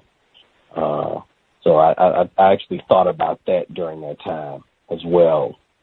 Going to the book, I personally don't like nicknames when you're talking about this. The use of the nickname Shorty Jones. I was just hoping she would be more precise on the name. Just didn't like Shorty. When Captain Henry Williams, one of the investigators, was talking to one of the survivors of the attacks, Colin Cole, and he mentioned to Colin Cole that he would crawl in bed with him if he gave me a straight answer. If my memory serves me, Henry Williams was a white man. I'm not sure, but that sounds like some delectable Negro type stuff. And the interesting Colin Cole, who was a cross-dresser, I guess, confused about his sexuality, but I mean also confused about everything else since he is a victim of racism. One of the descriptions of the killer, an invisible boogeyman capable of manner of brutality, able to slip effortlessly into the shadows once his evil deeds are done. I'm not liking that description because it makes him some sort of magical type of person. He's just a white man who who is given the benefit of the doubt. He's not, some stealthy slipping behind the shadows. We saw that in the opening of the book where a white woman who was at the grocery store at the first killing never noticed the strange white man that was sitting there, but she noticed the black man sitting under the lamppost. So, that's just the white supremacy society that we live in. So he's not very clever. He just knows that he's a white man who will get the benefit of the doubt. When they were talking about the description and how law enforcement was, questioning about, do you know how many white people look like that? And even though the FBI had kind of boiled down the description, according to several witnesses' composite sketches, it's like they don't do that for black suspects, because, we all look alike and we're all suspects. But, when it's a white person and they know it's a white person, they want detailed evidence detailed description. And, since they don't want to, bang up on white men, who might fit the description. So I find that interesting as well. When the Catholic priest at Shorty's, I don't even know why I'm saying that, at Mr. Ernest Jones' funeral, was talking about the killer, saying he caught this sickness from somewhere, and we as his white brothers and sisters may be passive or active carriers of the disease that could convey support to this sick killer. I thought about the clip that you played about white supremacy as a sickness. I think that was from one of your regular callers too. The concerned politicians. I really, really was interested when it said President Jimmy Carter and Senator Daniel Patrick Moynihan from the Moynihan Report, the report where no good black males refuse to be fathers, they refuse to build families, and this is why black families can't exist, and this is why black people are in the position they are in.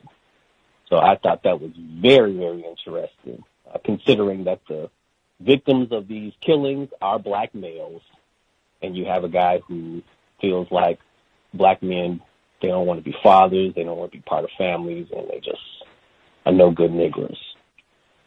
And lastly, they described the one of the grand knights of the KKK, Bill Wilkerson. They labeled it the Imperial Wizard of the Invisible Empire. And I thought about that. I remember seeing a quote from Marcus Garvey in his book Philosophies and Opinions of Marcus Garvey, where he talks about how the Ku Klux Klan is the invisible government of the United States. So, you know, and he said that decades ago. And still relevant to this day, you know, still the invisible government of the United States as of today. But that's all I have. I mean, my life. Much obliged, sir. Invisible government. I think that's a metaphor. A plus, Daniel Patrick Moynihan. Black matriarchy, no count, useless, black fathers, very frequently referenced in the system of white supremacy. And I, too, has come up on this program many, many, many, many times over the years. I, too, had a problem with Mr. Jones being Shorty, even if, you know, that was his nickname, and that's what people called him. I'm pretty sure Catherine Pelonero was not that cool with Mr. Jones where she knew him as Shorty. I feel like, hey, if you're an author, you write professionally, you're a best-selling author, like I'm Mr. Cosgrove might have some nicknames. We don't know. He's Cosgrove every time. Let's do the same thing for Mr. Jones. I've seen that a few times. That's come up regularly in some of the books that we've read where white authors get real casual in talking about black people. Especially in this case, they've been butchered and, you know, Shorty. The caller who yielded, much obliged. Hey, how you doing? Victim from New Jersey. I'm glad the last caller, you know, he talked about President Carter. So President Carter was in office when the Atlanta killings and with the Buffalo 22 shooter was on a rampage. Now, they said that he was disturbed. If I recall, that's not the first time that the President of the United States ran across an article or got some local news and was disturbed. And it's when he seen the article of Nicky Barnes. And he was so disturbed that he dispatched the full might of the FBI to descend on Nicky Barnes. So, you know, I wonder if he did the same in this case. You know, when they was talking about the mixed reports of the height of the killer, I do agree with the last caller. You know, they want to make sure that, you know, they're not just, you know, roughing up any old white person. But when it comes to black people, you know, just being black, you know what I'm saying, any black person will do, you know what I mean, regardless of height, size, complexion. It says, you know how many people look like that? I did want to, you know, that same, fits in that same frame of thought. They just want to be careful. They don't want to, you know, they don't want to terrorize the white community. Bringing up the criminal history of the killer. So, I mean, of the victims. I mean, you know, the same practice is done today. So, black person commits a crime, they have no more protection under the law. They're not able to be victims. The Reverend, I wasn't sure if he was white or black, but the caller said that he was white, and he was talking, you know, more or less like changing the language and just chastising, you know, other white people. When they said that, you know, we can't rule out whether the killer was black, I mean, from all reports, you know, from, you know, all the victims that survived and the people who, you know, did come across with some kind of information all pointed to a white man. But again, you know, they want to just kind of like try to rule out, you know, I mean, what's the metaphor? Leave no stone unturned. The killers, you know, they kept trying to basically say, you know, the person that's committing this killer, you know, the killing, they have to be somehow mentally deranged. Like, you know, they just can't be. So either you're mentally deranged or you're a part of some kind of white extremist group. You know, so this is how they paint the picture of a racist man, racist child, even racist woman, if they have some kind of hatred or, you know, commit violence against white people. They pulled, it says the person that left the heart. So white people being tacky, the jokes about, you know, black people are being terrorized, but the white collective takes time to find humor in a situation where black people are being terrorized. I mean, just like George Floyd with, you know, the knee, you know, mocking George Floyd and with the knee on the neck. I mean, you know, I don't know how many years this was ago, 30, 40 years or so. You know, so much hasn't changed. The poem, they asked, was the young guy, the young race soldier, was he under any psychiatric care? Again, to practice racism, either you have to be a white extremist or you have to be mentally deranged. Black self-respect, when, if I'm not mistaken, was a politician that said the riots were logical based under the conditions that black people are living under, you know.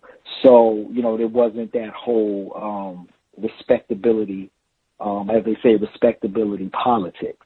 So, you know, it wasn't, you know, the blame wasn't put upon black people for lashing out, because, you know, the community isn't direct, you know. So, yeah. And also, I'll close with this as well. I did move forward and look at a documentary on this, and I must say you are correct. Reading is more important than TV because it's definitely not as detailed as this book. I'll close.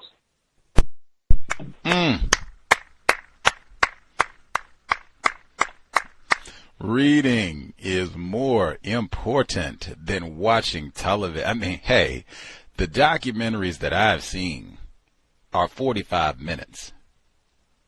We had more than 45 minutes of reading for one chapter that we didn't even complete today.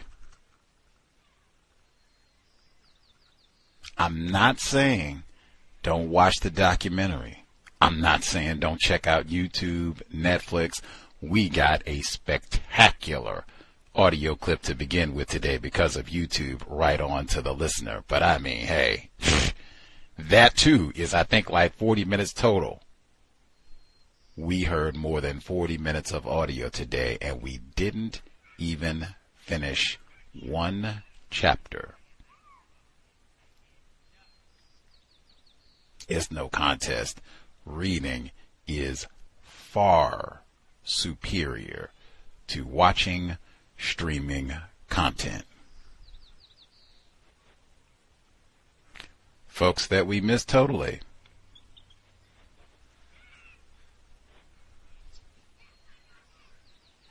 Can I be heard? Yes, ma'am. Bay Area Mom. Thank you for taking my call. Greetings to everyone on the line. I just, after listening to the book,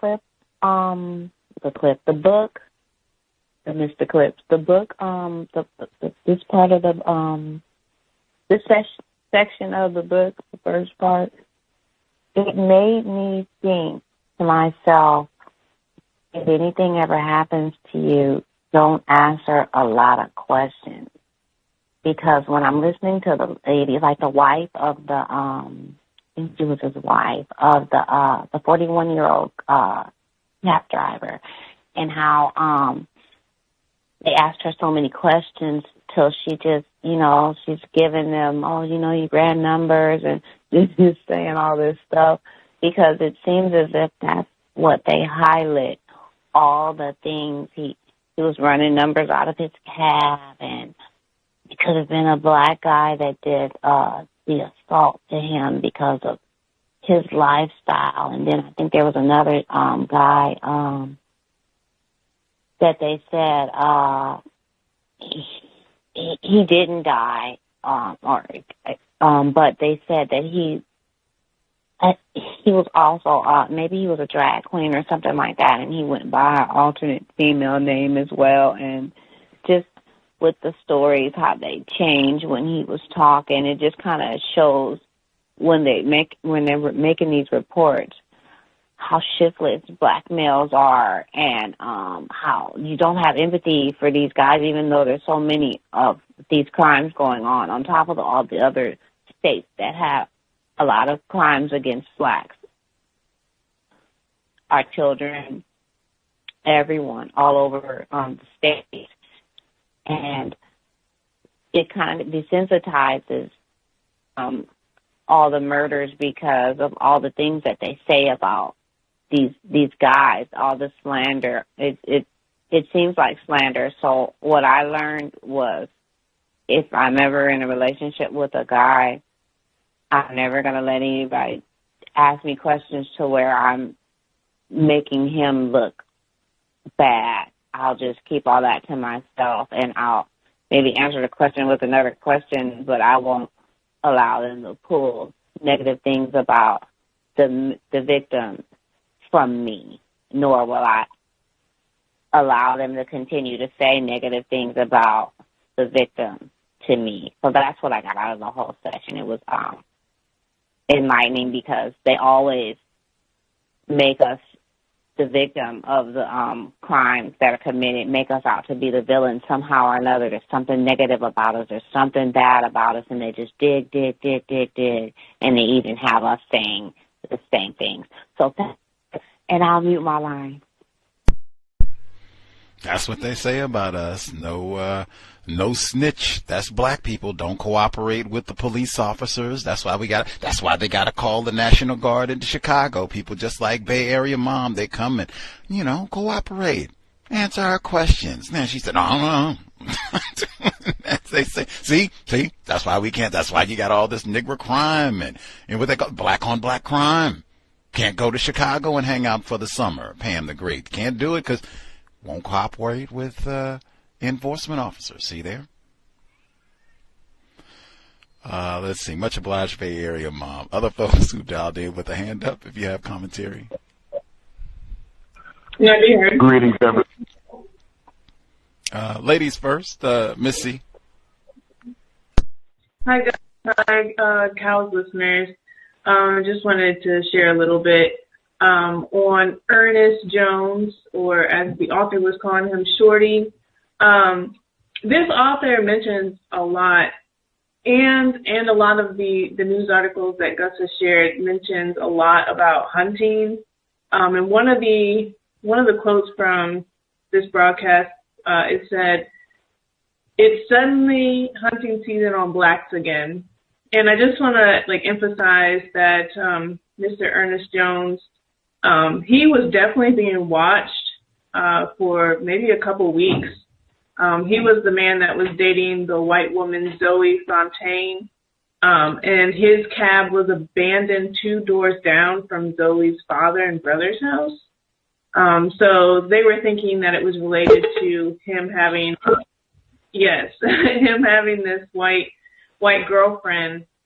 But what I thought was very interesting was he was carrying a gun on him for quite some time.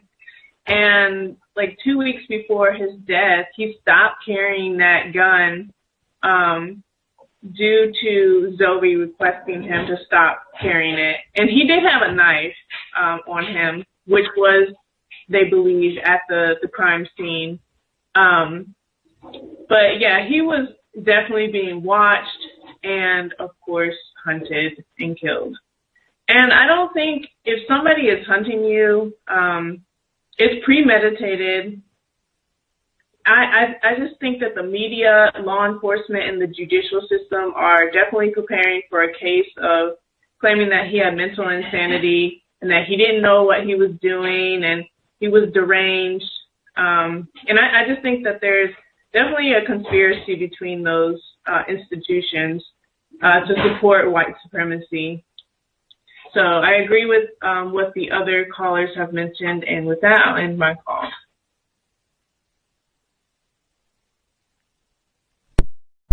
Much obliged. Miss C in South Carolina mentioned already, and the stalking, absolutely. And that point about Zoe asking Mr. Jones not to carry his firearm in the context of everything that, and particularly, hey, we're swirling. Joseph Paul Franklin is out killing black males just because they're with or standing in close proximity to a white woman. In addition to the killings that are happening right here in Buffalo. And she asks him to stop carrying his firearm. Wow. Excellent point, Miss C. Retired firefighter in Florida. Thank you for your patience, sir. Oh, okay. Let's see. Let's try it again. Hello.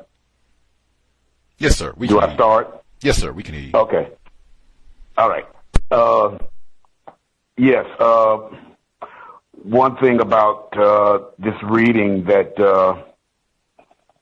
is obvious to me, and you still see it or hear it a lot today when it comes to journalism that's controlled by white people, is when a white person practices racism, white supremacy, in the fashion of directly physically harming non-white people. They use these drastic terms of insanity and different things, which, you know, I wouldn't necessarily deny it, but what it does, it kind of like diverts away what I think is the reality of white people being dedicated to practicing racism. And within that dedication, there's a variety of choices that they make in order to demonstrate that dedication. And that's not talked about enough. It is not even talked about enough from the victims of racism, white supremacy. I would understand it if white people don't bring it out. But non-white people also are confused into not understanding that that's what white people do. They're dedicated. Insanity, mental issues that affects on this planet, I think everyone that's identified as a person under the global system of racist white supremacy. Also from the standpoint of it always have to be some sort of quote unquote organized effort. Mr. Fuller talks about the weaknesses in four-wallism and the efficiency into United Independent.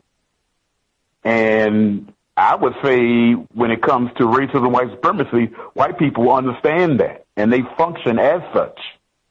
The white male who just the recent incident in Buffalo, he wasn't affiliated directly with organizations.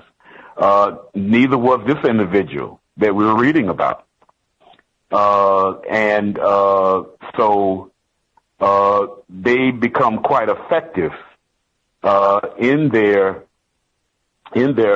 carnage, and also personally, just white people in general don't have to be affiliated directly with an organization to be very effective in practicing racism and white supremacy. And those are just some observations that I have from listening to the readings. Thank you.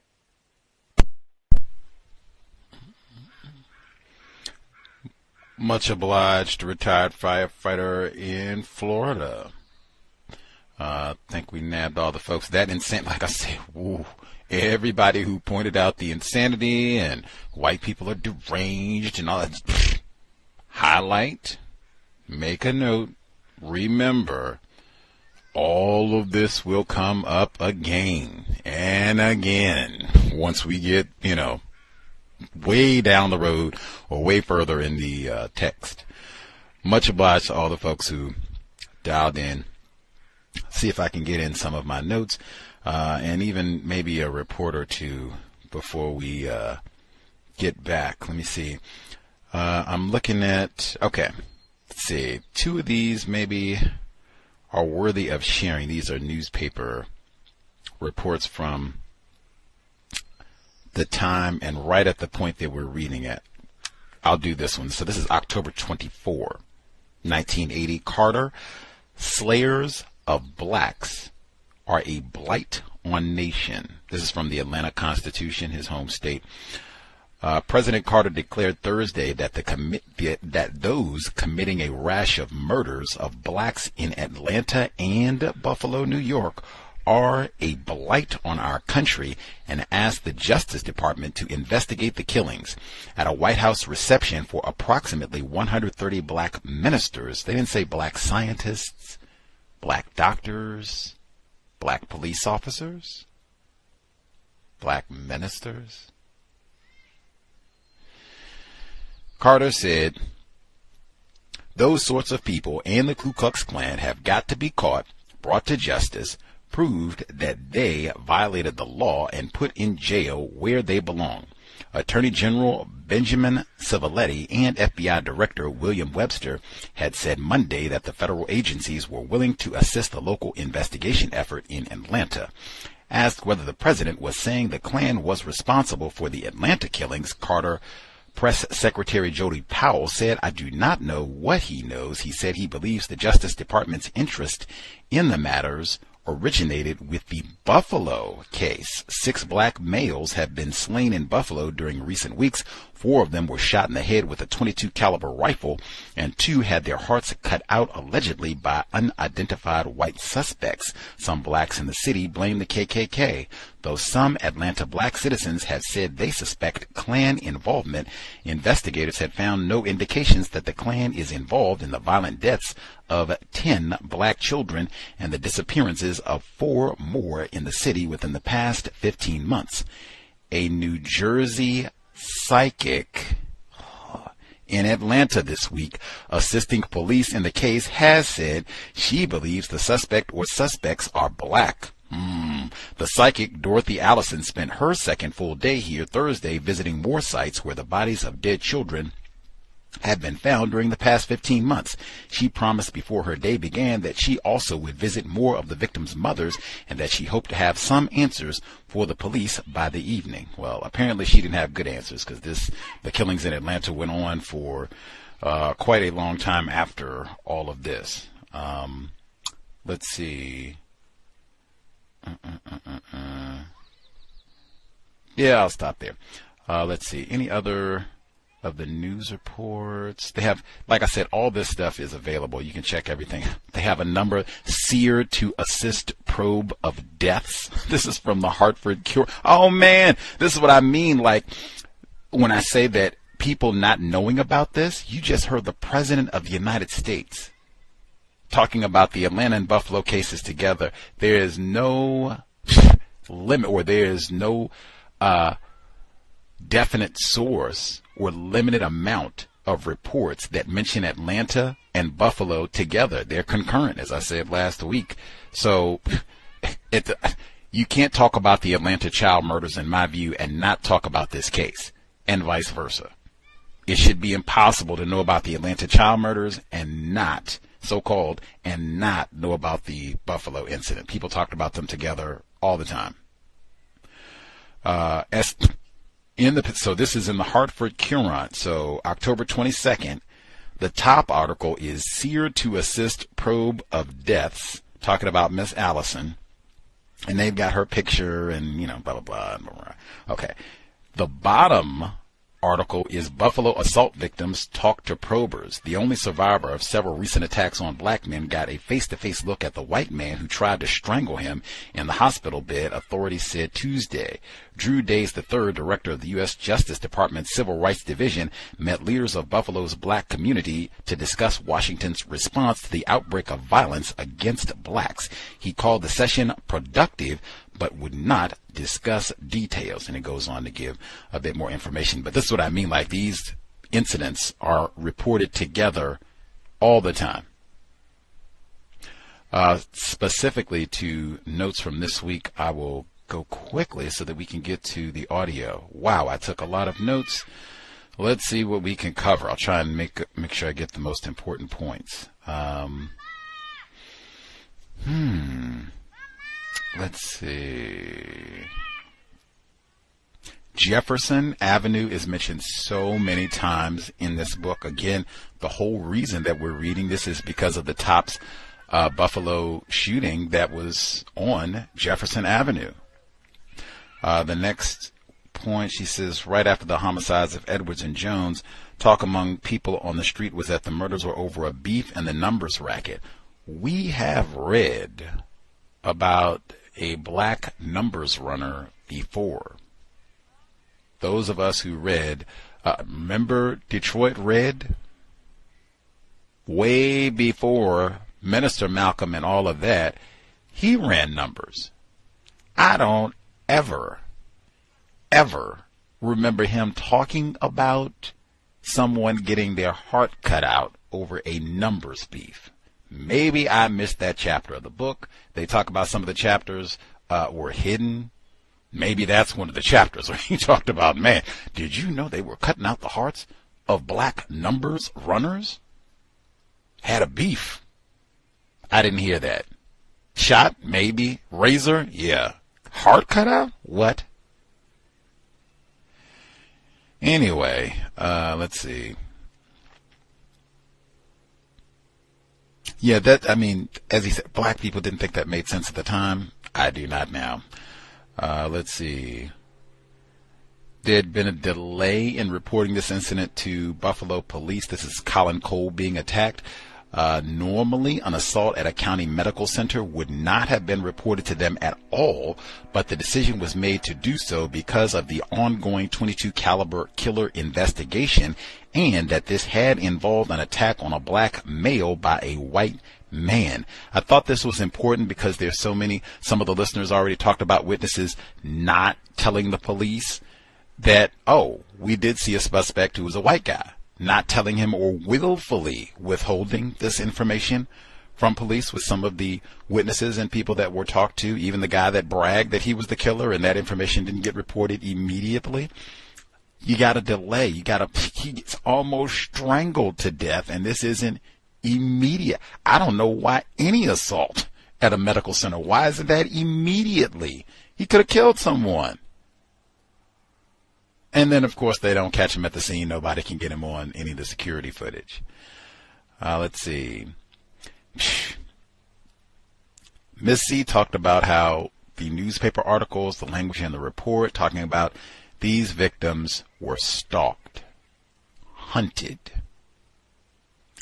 I raised the question with Matt Greida. We talked to Joey 22. One of our investors brought it up last week about, did Colin Cole know his killer? Did he know Joseph G. Christopher? Did they engage in some sort of anti-sexual behavior? We talked about all that, theorized about all that. Then hearing, hey, there were easy black victims available. If you just want to go into this medical center and kill a black person, why would you need to go all the way up to the 7th floor? And even Mr. Cole was the only black patient, according to Matt Greida, on this floor. How would you even know unless you've been stalking? So why would you be stalking this particular black male? That's why I said it makes me think like, did he know? Matt Greida said there's no evidence that Joseph G. Christopher knew Mr. Cole. Definitely, again, how would you even know that he's here? Same thing with Mr. Jones, sitting at the bar, mad with this white woman. Go out and say something to him.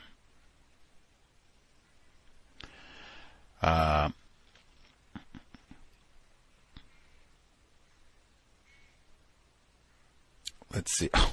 Somehow Mr. Cole, they say investigators on October 9, in a meeting with investigators on October 20, the psychiatrist who specialized in criminology advised police to take a careful look at Cole in regard to the slayings of the 2 cab drivers, and further that he should be looked at as a potential suspect in the homicides and even in his own assault. Full stop. How in the world? A white witness, not just some, crackhead black person who lies and stole a car and is on numbers, a numbers run and all that. A white woman saw a white man run out of the room. How is Mr. Cole a suspect in his own strangling? Tell me, I mean, at minimum, it's maybe he knew this guy and he doesn't want to give up. How is he a suspect? That would just mean he's not, being forthcoming about who the perpetrator was. Not, he should be looked at as a suspect too. The Negro. Tricky. Strangle themselves sometimes. Blame it on a white man. Drug overdose is what brought Mr. Cole to the hospital in the first place. She refers to him by his first name. At times like that as well. Like, if it's Colin Cole, call him Mr. Cole.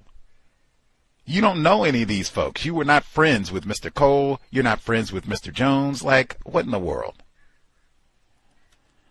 Let's see. We have to pay attention. That's one. Please, let's pay attention to see if she refers to any of these white people, dead or alive, on a first name basis or nickname basis.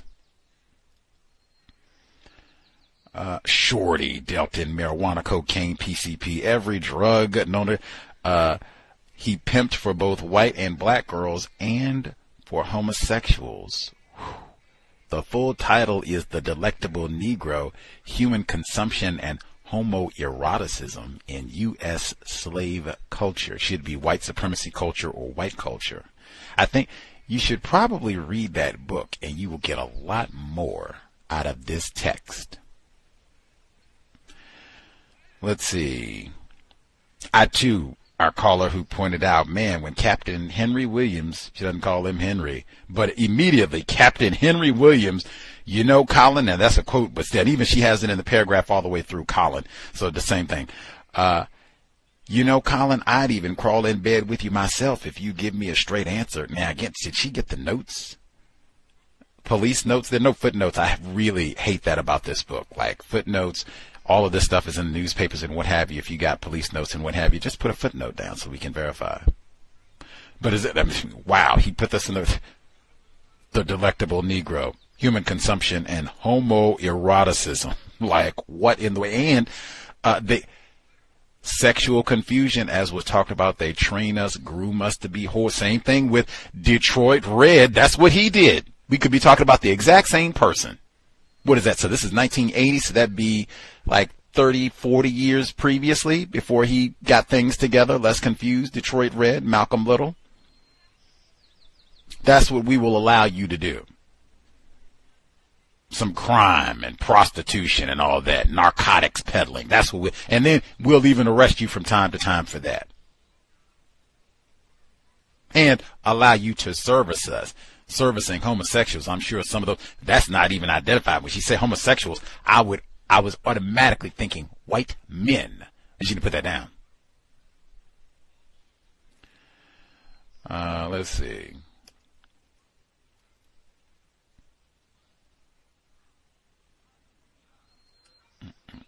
Anything else I need to make sure read that about President Carter? Read that about that. The Nightline segment, if we can find it. That's why I said like this was widely reported. Like, man, you don't even have to watch. I mean, read the New York Times or, any of these newspapers. This was on Nightline. The president talked about this. How would you everybody, I'm sure, doesn't watch Nightline, but I mean, you would at least hear like, man, did you hear that? They were talking Ted Koppel about killing all the black people in Buffalo and Atlanta. Like, how would everybody miss and or forget this? Collective trauma-based amnesia. That at least I think is a part of it. Let's see. Anything else I need to get in before we get to the segment? When she leaves, where she explains the heart being left in the library, there's no footnotes, and she makes it sound like some bummy person, some straggly. Again, same thing y'all have been saying, racial narrowing. If you practice racism, you got to be crazy, deranged, mentally unbalanced, or in the Klan, or some down and out, bedraggled, probably deranged white person. She didn't mention, as I already have repeatedly, there was more than one heart left. I already read the newspaper report where the heart was left at the Bethlehem Steel locker, black employee. Now, did a bummy white person or deranged white person get security clearance at Bethlehem Steel to the locker room to put a heart there too?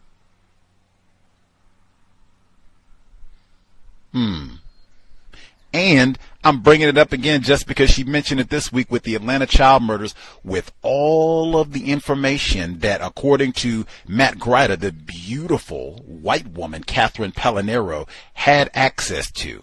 Private information, police files, and all of that. You keep bringing up the Atlanta child murders. She should have mentioned the Bowen Homes explosion, because that is totally separate. Wayne Williams didn't do that. And that greatly contributed to the environment of fear. In fact, I suspect that article about black people going to the newspaper and every day it's, oh my God, the children. The Bowen Homes explosion was a huge part of that exact same month. Oh my God, what is happening to black people? Oh, wait a minute. There's one more I got to get in. When she talks about the police were doing everything that they could do, and they were stopping white people, bringing them in to interview them. And some of the white people were so upset about all of this that they slit their wrists. And one of the white men moved out of the Buffalo area. Come on. I didn't read it because I skipped to the heart thing. Get out of here. And I mean, that's get out of here forever. For Boston, when Charles Stewart lied and said that a black male, black misandry, killed his pregnant wife, and they destroyed black houses, knocked down doors, and snatched up all kinds of black males for this crime. And this sort of thing happens. Oh, not to mention, we started the year with Anthony Broadwater. You get called in just for questioning, And oh my God, we're so white identified. Oh my God, they ruined this white man's life bringing him in for what? They didn't say we pulled an Anthony Broadwater and just started locking up any of these strange white men and putting them in jail for 16 years and then, oh, whoops, you didn't. That's not what they said. They just brought in some strange white people for questioning, which is what you are supposed to do. I wouldn't have had a problem with them bringing in Anthony Broadwater for questioning if it didn't lead to whoops. And the same thing with Wayne Williams, the hair. Oh, yeah, this nigger did it. We got hair. Exact same thing. They played some of the exact same sound clips in the documentary about the Atlanta child murder, saying, wow, these white people come in here with these lab coats and woo, we got exact expert proof. He did it. Hair follicles. Oh, yeah. But, I mean, all that sympathy you got all this sympathy for these white people brought in for questioning. I didn't hear that much sympathy for Shorty. And I'm saying it that way deliberately because who is Shorty? Some numbers running narcotic peddler? I'll stop there. We'll get to our next audio segment. If you have audio or thoughts, questions you didn't get to share, write them down, make a note. We'll have time to share once we conclude. Audio segment number 2, Context of White Supremacy, Absolute Madness. Edward Cosgrove met daily with black leaders and community groups, making himself readily available as he had vowed to do from the start. With no real progress to report on the investigation, however, he was increasingly met with skepticism and reproach. Cosgrove was not the only target of ire, but he handled it with more fortitude than some. Police Commissioner James Cunningham was accused by some black officers and personnel at Build of not providing police protection for the Reverend Jesse Jackson during his visit. Cunningham responded that, other than the President of the United States, no dignitary has been given more protection than we gave to Reverend Jackson. The commander of the Special Services Bureau claimed that Jackson never had less than 8 plainclothes officers with him, in addition to security from Cheektowaga Police and the Sheriff's Department. Cunningham reacted angrily over Jesse Jackson's public criticism of him for not attending the panel discussion at Channel 7. Cunningham shot back that Jackson's entire visit had been staged by the TV station for publicity, which caused anger from black activists who insisted that Jackson's visit had helped calm a tense situation that might otherwise have turned violent. Cunningham refrained from attending most public meetings on the probe, inciting more rebukes. I have always said that there has never been a killer apprehended at a news conference, he snapped. Mayor Griffin met with community groups but faced similar criticism for not holding regular press conferences on the murder investigation. Griffin said that he agreed with Cunningham that there were more than enough press conferences going on.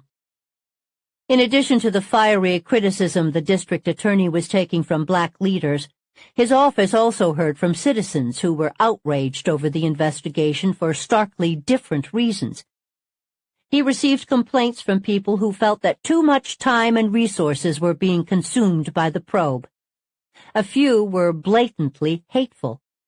One particularly virulent letter read, in part, "What is the matter with the people of Buffalo? 5 members of the despicable nigger race are killed and the town goes absolutely schizophrenic. I didn't see the town declare Unity Day for the multitude of white cops murdered by niggers, and all the elderly couples and singles beaten or robbed by niggers, including me. Damn them. Let them know the fear we've experienced for years at their hands. I am seeing, along with a large number of others, a sad case of nigger coddling, reverse discriminatory treatment. I hope he gets 20 more before you catch him. It'll make life a lot more bearable for all of us." At the end of October, 2 new resources were established. The first was the Rumor Control Unit, a call center installed at City Hall at the direction of the U.S. Justice Department to provide facts and dispel rumors about the investigation of the murders of 6 black men and any related racial incidents. According to the director, the first 5 calls they received were from persons concerned about whether rioting would break out when the official 21-day mourning period was finished. Days before, some black leaders had warned that it might be difficult to maintain calm in the black community after the mourning period ended unless a suspect was captured.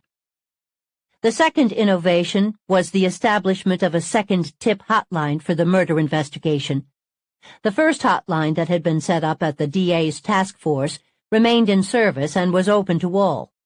The new hotline, operated at the office of the U.S. Attorney, was a private number intended for the use of blacks only.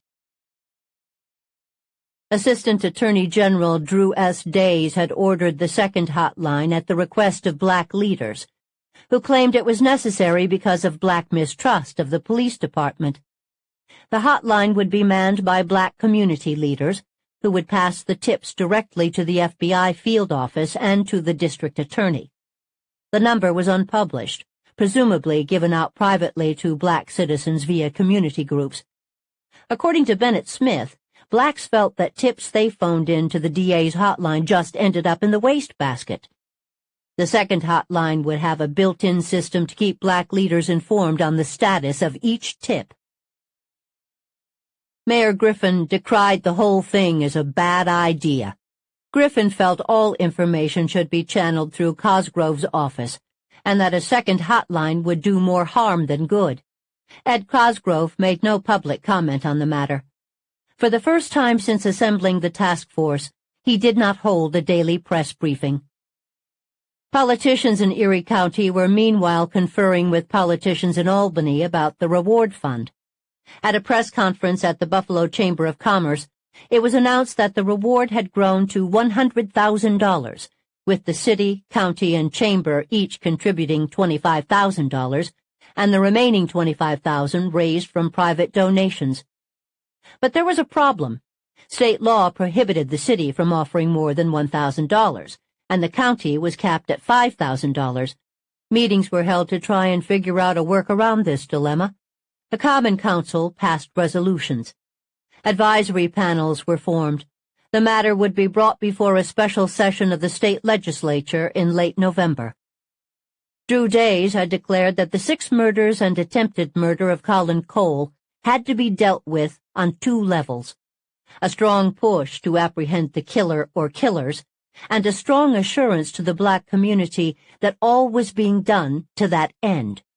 The task force members, John Reagan, Mel Lobbett, Al Williams, Sam Slade, Tom Rowan, and their 180 fellow lawmen, also had to deal with the investigation on 2 levels, continuing the dogged day-to-day hands-on police work that was the only hope of ever solving the crimes, and avoiding the backbiting political sideshow it had all become.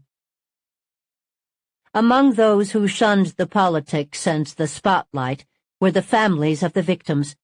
They offered few, if any, public comments, and had essentially receded into the realm of bit players in the spectacle of high drama swirling around them. For those who had loved the dead boy and the 5 dead men, the echoes of grief swelled high above the cries of acrimony, or even the calls for justice. No matter who would be arrested, no matter who would be elected or re-elected, no matter who would eventually collect the reward, for them, the end result would forever remain the same.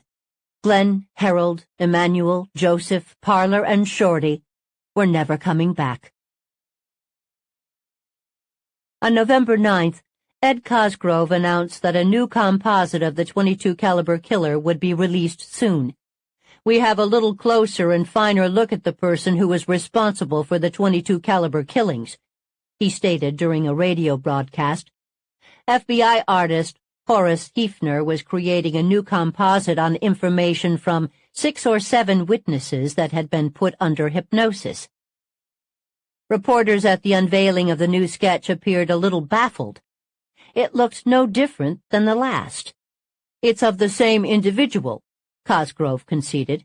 It's a refined view of the earlier composite. He pointed out that the nose was a bit narrower, the face more slender, with a little more maturity around the eyes. Age, height, hair color, and clothing remained the same. November passed into December with no significant developments. Merchants and restaurants around the city experienced a sharp decline in business. Dread of the .22 caliber killer and street crime in general, although the former had not resurfaced and the latter had dropped significantly, kept people away, particularly after dark. As Christmas approached, some black leaders decided that more needed to be done to express dissatisfaction over the lack of any arrests in the killings. On December 17th, the Black Leadership Forum, a coalition of area clergy, activists, and politicians that had formed in early October in the wake of the murders, held a press conference to announce a boycott of downtown stores. Leaders were asking all self-respecting black people and other citizens not to make any purchases at any of the stores on December 22nd, 23rd, and 24th, in protest of the unfruitful manhunt. Lillian Meadows, a black activist and senior citizens advocate, sharply disagreed with the boycott. She pointed out that many of the stores employed blacks. She didn't want to see them lose their jobs, and didn't see how a boycott would help matters anyway. Initiators of the boycott insisted that it was a means of showing concern that the investigation had apparently ground to a halt. There was little that Ed Cosgrove or anyone else could say to argue that the murder probe had stalled. They were still investigating, still questioning the occasional person of interest, but none of the 2,000 leads they followed had panned out. On the same day that the Black Leadership Forum announced the boycott, Cosgrove submitted an itemized list of task force expenses to the county legislature. The highest expenditure was $17,555.57 for installation and maintenance of computers used to code, store, and organize 160,000 pieces of information related to the investigation. The command post expenses totaled more than $9,800 and included over $4,000 in payments to informants, transportation, and meals and lodging for witnesses. Medical experts and consultants had been paid $7,800 to date. The total came to $35,204.11. The task force expenses were published in the newspaper, noting that the probe had so far failed to produce any arrests. As 1980 drew to a close, task force members felt the keen burden that the cases of the past fall had grown as cold as the winter winds that swept across Lake Erie. Several times they'd thought they had a suspect in their grasp, but they were wrong. The task force would continue into the new year.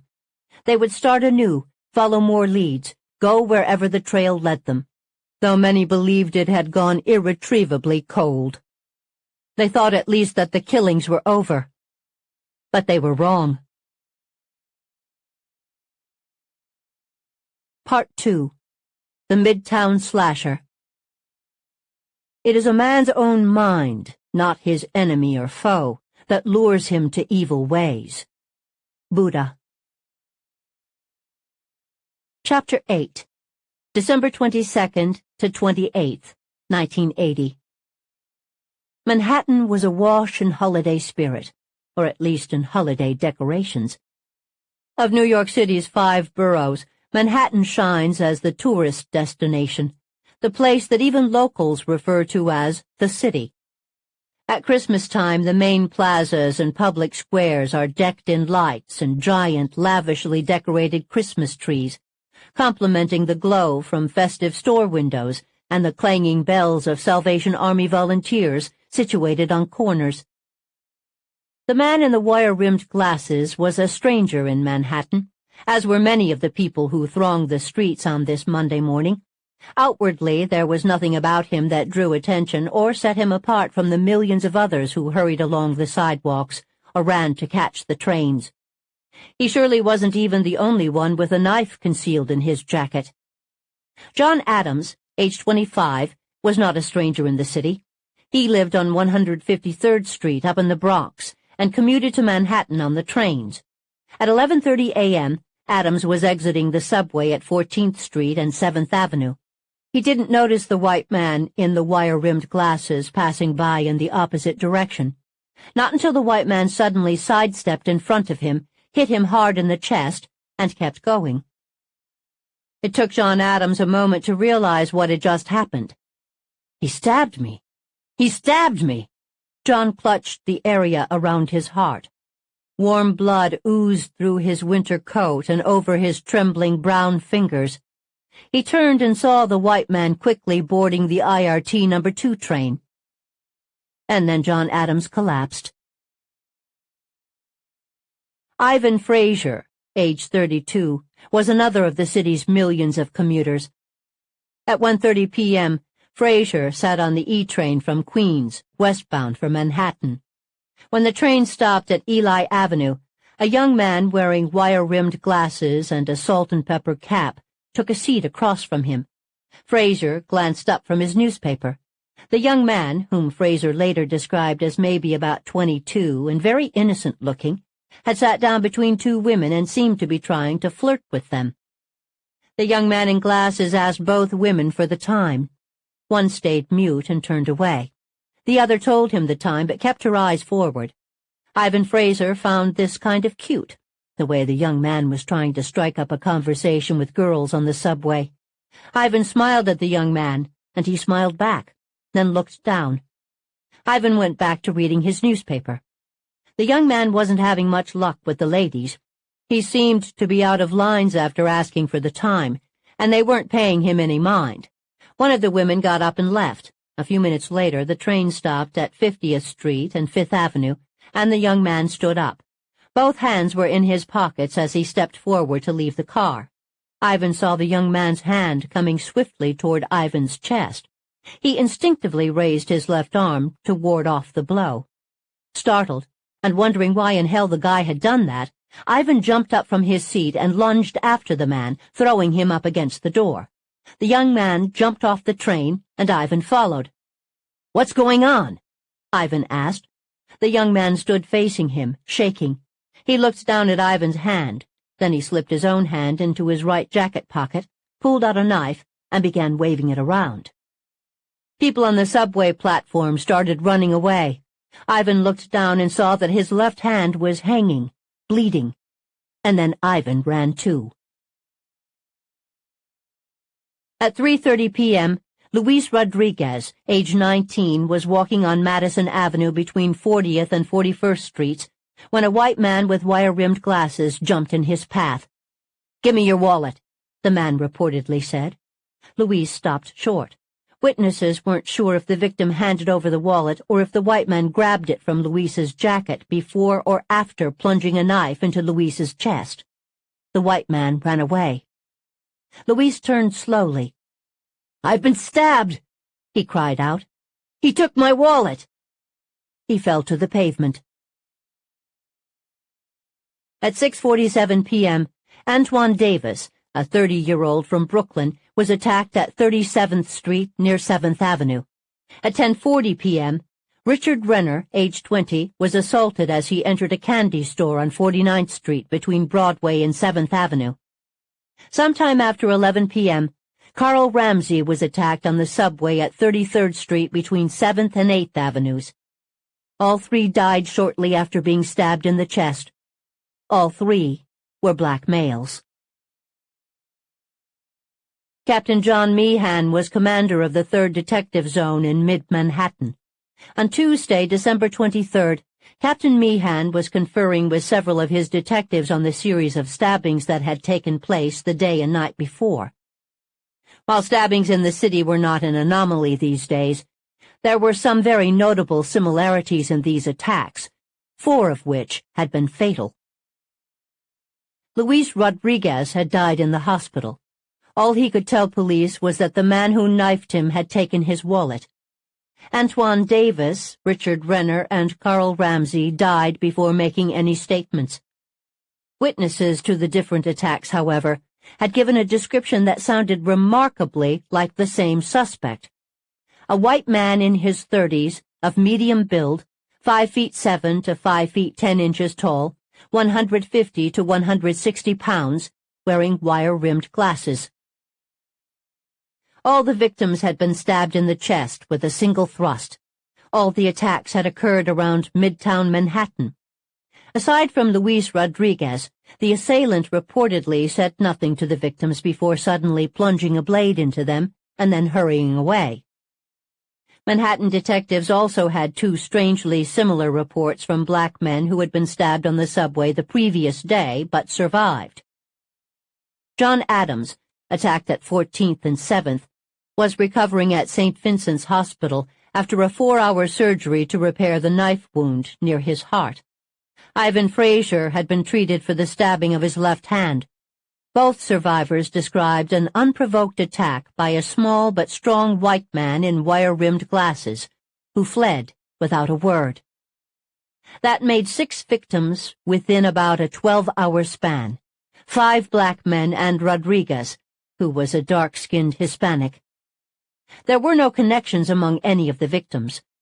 Captain Meehan recalled the teletype reports from Buffalo about the spate of shootings of 4 black men in September by a white man. He decided it was worth a call to compare notes. Meehan called Erie County DA Edward Cosgrove and Captain Henry Williams of the State Police BCI, both of whom were very receptive to the information. Cosgrove and Williams noted everything Meehan told them and immediately made arrangements for 2 of their task force members to travel to New York City the following day. On Christmas Eve, Mel Lobbett and William Joe Cooley, senior investigator for the state police, boarded a plane for New York. They met with Captain Meehan, who then assigned one of his detectives to work with the visiting lawmen from upstate. Joe Cooley had joined state police in 1962. Melvin Lobbett had been a Buffalo police officer since 1961, a detective since 1973. Cooley and Lobbett had both been consumed by the .22 caliber killer investigation for the past 3 months. Catching the serial killer was top priority for law enforcement in western New York, one they'd been pursuing vigorously, which is perhaps why they were dismayed by the attitudes they encountered among their downstate counterparts. As Cooley recalled, the New York detectives didn't seem to put much stock in a possible connection with the Buffalo murders. They didn't even seem particularly alarmed about the attacks that had occurred in their own jurisdiction, as Joe Cooley perceived it. The files were scant, brief statements from witnesses, a photo of each victim, and a composite of the suspect drawn by one of their police artists. Granted, only a couple of days had passed since the stabbings, but there was something just a little too casual, a little too dismissive about the way New York seemed to view the whole matter, as if the attacks were routine rather than a possible sign that a serial killer could be roaming the state. After a while, Joe Cooley couldn't hold back. "Is this a normal thing in New York?" he asked. "A bunch of guys getting stabbed in one area in a single day?" "No, it's not normal," the detective answered. "Then you do have a problem," Cooley said, "and it might just fit with ours because we've got a problem." Still, the NYPD detectives were skeptical. The Buffalo killer shot his victims. The guy with the glasses stabbed them. The attacks were months apart, and Buffalo and New York City were 450 miles apart. And none of the Buffalo witnesses had said anything about a guy wearing glasses, whereas all the New York witnesses had mentioned it. Cooley and Lobbett didn't feel that glasses versus no glasses meant much, nor even gun versus knife, not when so many other details were lining up, particularly the hit-and-run style of attack on black men by a guy with dark blonde hair. The New York composite did look markedly different than any of the .22 caliber killer sketches. In addition to the wire-rimmed glasses, it showed a man with a much rounder face, very short hair, a more prominent nose, and full lips. Though there were assurances of a continued exchange of information, Joe Cooley left Manhattan feeling that the NYPD wanted nothing to do with them. He also felt that New York had a bigger problem on their hands than they realized. There may have been some Manhattan detectives who tended to agree, especially when another black man was attacked in a subway on Wednesday. This victim sustained no injury, as he successfully fought off the knife-wielding attacker. The description of the fleeing assailant matched the details supplied by the other victims. By the time the New York detectives got wind of it, though, Joe Cooley and Mel Lobbett were on their way back to Buffalo. If New York law enforcement was not yet persuaded that they had another serial killer, their local press was. They had already given him a name, the Midtown Slasher. Even the New York Times gave the slayings front-page coverage on December 24th, though they demurred from using the Midtown Slasher moniker. While Captain Meehan had his doubts about a connection with the Buffalo killings, the NYPD was definitely considering the prospect that the stabbings had been racially motivated. They received 60 calls from the public after news of the slasher hit the papers. A team of detectives was assembled to question witnesses and interview other recent stabbing victims. Though the New York newspapers brought up the .22 caliber killings and reported that Meehan had been in touch with authorities in Buffalo, Meehan commented only that information had been exchanged, and further that the NYPD could not say definitively that the slashings were related, much less linked to any murders in western New York. Ed Cosgrove gave much more weight to the possibility of a connection. "We are aggressively pursuing the similarities between the knifings in Manhattan and the .22 caliber slayings," he told the media. "The random manner in which the victims were chosen, the boldness of the attacks, the blackness of the victims, and other similarities which we are not prepared to discuss," he was quoted, "cause us to feel the same man may be responsible." Cosgrove said that his team was following every aspect of the New York investigation, and that his task force was as interested in each development as much as if we were conducting it. By late Christmas Eve, John Meehan and his detective squad felt reasonably certain that the 6 or 7 Manhattan knifings were connected, but they were even less convinced of a link to the Buffalo slayings. Some of their witnesses viewed composites of the .22 caliber killer and said the gunman didn't resemble the slasher at all. New York papers wrote of the rampant crime that plagued the city and the weariness of New Yorkers who faced threats day in and day out. A month ago, one kept one's eyes peeled for a large black man brandishing a white cane, wrote the New York Times. Now it's a small white man wearing wire-rimmed glasses. By the weekend, both New York and Buffalo law enforcement officials told reporters they had discounted a link. The task force had even checked to see if any of the 6 Buffalo murder victims had been in New York City at any time before the murders. They had also consulted with authorities in Atlanta and other cities with similar unsolved homicides and bold assaults, concluding that the murders in New York bore the most resemblance to those in Buffalo.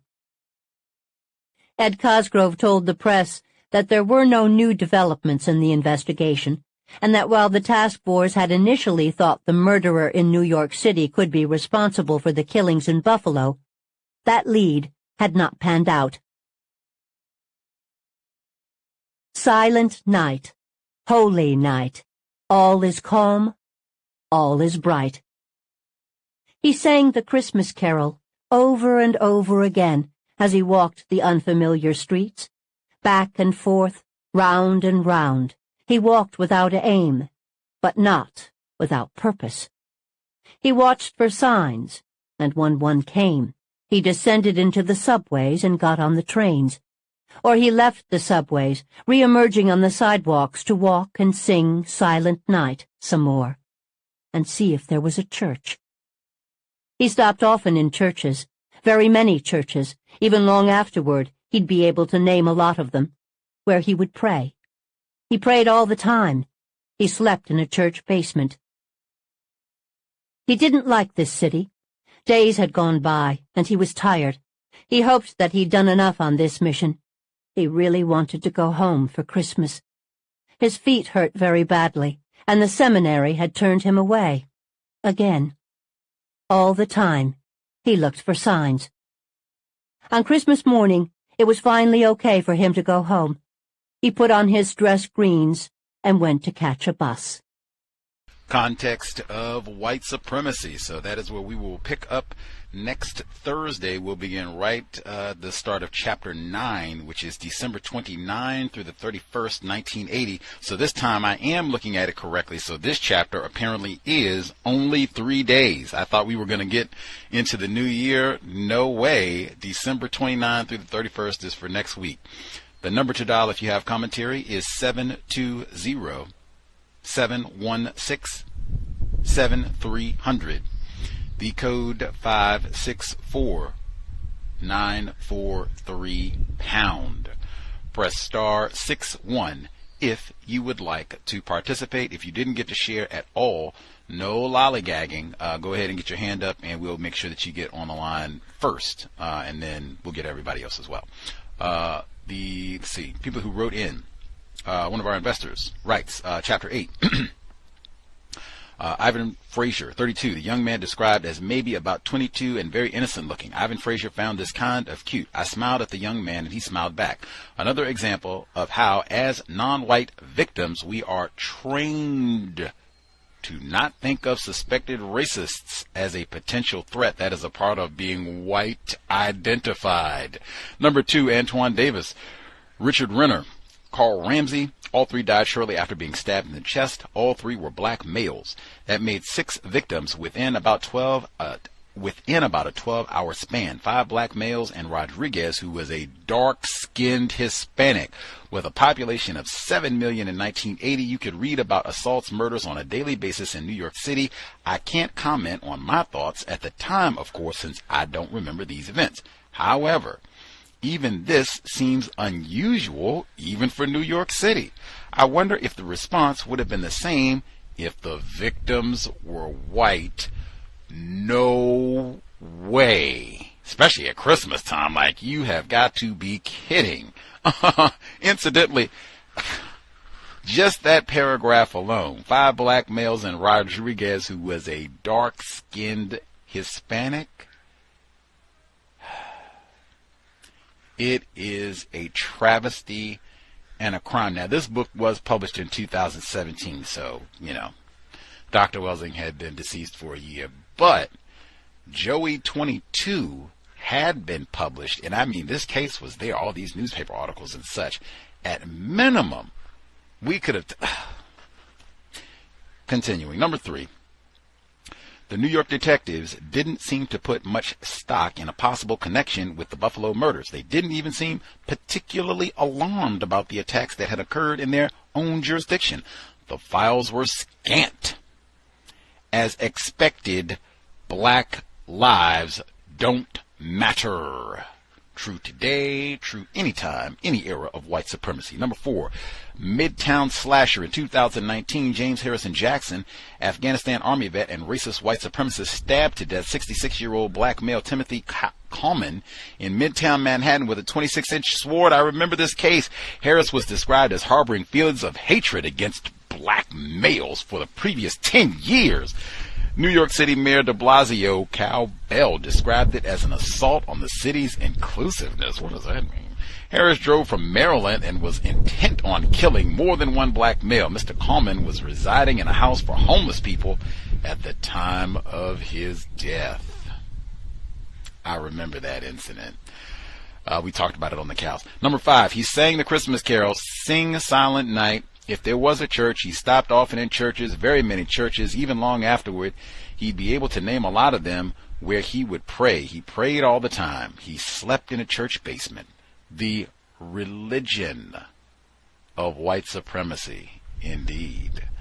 Let's see. Our caller, I think we missed. Caller at 2262, did you have commentary to share? You should be with us, and then we'll get the other folks. May I be heard? Yes, sir. Thank you, Gus, for taking my call, and greetings to everyone on the line and listeners. I just want to point out the description of the Joseph Christopher and how they conflicted with his description from his murders in New York. I just thought that was another act of racism. How the Helmer Hefner, the artist who drew him, he drew them with the way the pictures look compared to how the person actually looked. I mean, for me, they look totally different. And they keep using this phrase or something about dark blonde hair and dirty blonde hair. And I had to look that up to see what that even looks like. And from the picture of them, the black and white photo, to what I'm seeing here, that doesn't look the same at all. I just thought that possibly could be an act of deception to throw off people from black people from actually seeing this person and turning them in. But that's pretty much it. Thanks for taking my call, Liz. Much obliged, sir. We did have reports of that. White witnesses, deliberately misleading enforcement officials about what this person looked like. So, yeah, and just because we did read O.J. Simpson, I think it's accepted. Frequently, eyewitnesses are very bad at picking out details and descriptions and what did the person have on, and hair color, eye color, all of that are notoriously bad, and then racism, white supremacy on top of that. So lots of factors. Let's see. Other folks who dialed in with a hand up: Miss C, Bay Area mom, victim in New Jersey, Henry in Chicago, retired firefighter. If you all have commentary, proceed. Can I be heard?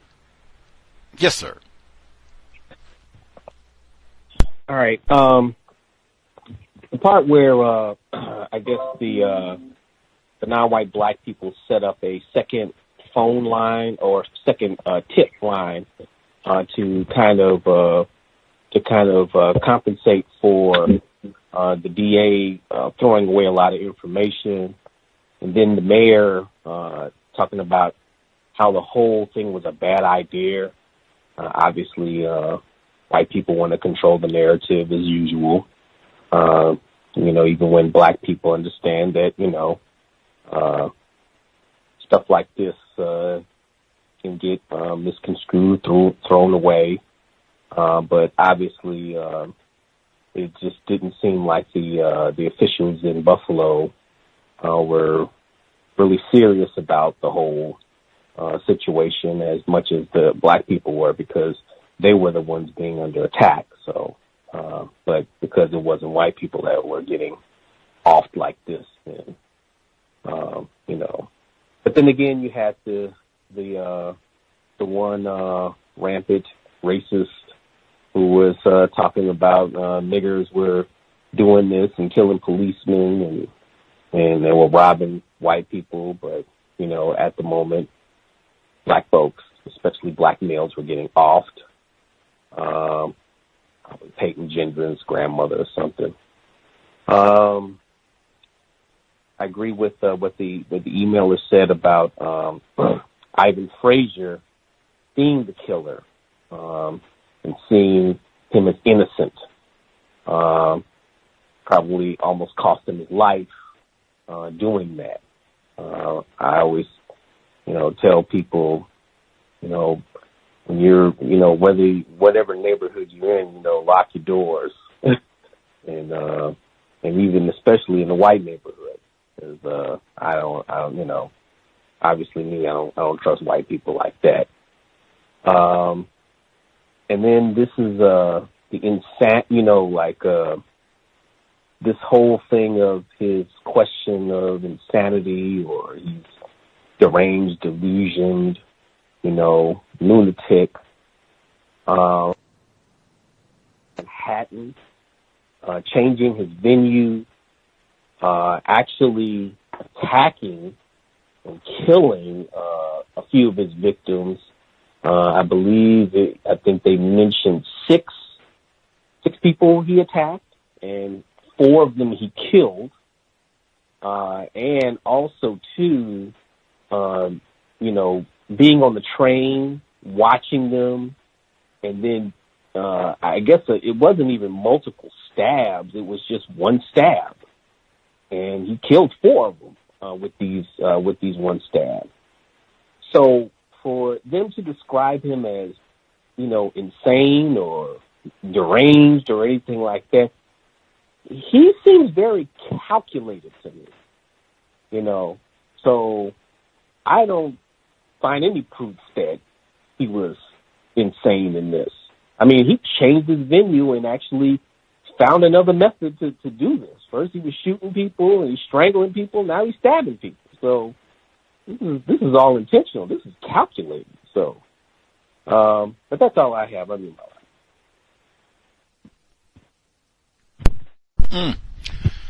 Much obliged. That is something to think about. Anybody out there? So if you were only going to get one blow to kill somebody, it's got to be fatal, and you only get one strike. Could you make this a kill shot with one strike? I don't know. Could be challenging for me. Other folks who dialed in? Yeah, Gus, Vicar, New Jersey. Real brief. The guy I'm alleging it's the guy that went on a rant basically about, I guess, talking about reverse racism and, why do we care what's happened to the Negroes, and, just laid out a whole list of, atrocities that black people committed on white people. Was there any footnote? Like where did that rant come from? A news article? Was this like a police account of a white man, white woman saying this? Hey, sounding like Gus T. I said there are no footnotes in this book. I highlighted that passage. There is no footnote. So I don't know if this is because, people write letters into like City Hall or elected officials and such. That happens all the time. But I don't know if this was something that was written in to an official or what have you, but there's like nothing. There's nothing to signify where did this come from? Did somebody just save this after all of these years? It just says, let me get the full context. In addition to his office also heard from citizens who were outraged over the investigation for starkly different reasons. He received complaints from people who felt that too much time and resources were being consumed by the probe. A few were blatantly hateful. One particularly virulent letter read in part. So it could just be that Mayor Griffin saved these letters. I know that's happened. I've heard from many elected officials, and particularly around things with regards to racism, white supremacy. Even Jackie Robinson, I think they said they saved a lot of those letters. So it could have just been that Mayor Griffin or his relatives had this letter in their, attic or whatever for the past 40 years. And then when she got ready to write her book, published in 2017, they pulled out some of this stuff to show her. But yeah, there's no footnote, no nothing. But do you think that, just a hateful letter like that, should that been like archived, like who wrote it, who sent it, where they're from? Do you think that that's something that's of importance? Oh, absolutely. I took note when she talked about, all of the hateful responses. I read at the very beginning because I didn't know if she was going to include it. I'm glad I did because she didn't. About the son of Sambo killer, because she said that joke was being passed at the doctor's office. We read medical apartheid. They said the clergy was making jokes like that, like, hey, let's make sure we get an understanding of why Payton Gendron had an easy target. I know where the niggers are going to be concentrated in Buffalo at their lame, no-count East Buffalo target on Jefferson Avenue that we keep hearing about in this book. Let's get an understanding of why that is the case now, was the case then. Absolutely. They should. Same thing with Jackie Robinson, all of those letters. Stand by your work. Whoever wrote this, put your name on it, date, address, what was your occupation at the time. Really, that's one I would have liked a picture. If this was a letter that was written in, let's just get a picture of the letter. Because that's what they did. They have some of those Jackie Robinson letters posted online. Let's see the person's name, because they do this all the time, like with the lynching pictures. These people, they got facial recognition and all that. Identify these folks. Stand by your work and be proud. I will mute. Did you have anything else, sir? No, I was just saying because it's just real interesting. I mean, during a time of just where the black community is being terrorized, and these are some of the letters that's pouring in. But every time that you have a guest and you say, hey, can you give me some racist jokes that you heard? Oh, I really can't remember none. But you have letters coming in with hateful rhetoric like this, but you can't remember Negro jokes. All right. Sounding logical. They got whole poems written. To me, all those poems and such that we heard in the first audio segment, that's the same thing, racist jokes. They got whole racks of this stuff, literally, piled up in the attic and everything else, and you can't remember one to share with us? Exactly. Son of Sambo. That should have been in the book, too. That's what I mean. If she has access to all this information, no count Negro Gus, who can't even get to Buffalo yet, man, I know she had to see that report. Son of Sam. It's no way you write a book on this and don't get in Son of Sambo. And it's no way I'm going to talk about Payton Gendron and not bring up Son of Sambo, them leaving hearts at the library, at Bethlehem. See, even at the police department where they were saying they were putting up pictures of the suspect. And to the caller's point about why the suspect, the composite, is so bad, I read the newspaper reports where they said black police officers said they had pictures of the suspect at the police precincts, plural, with my hero. That also, no way I write this book without including that, because I mean, man, if the black people are saying the police aren't doing their job, and then the black police are saying this, other folks have commentary.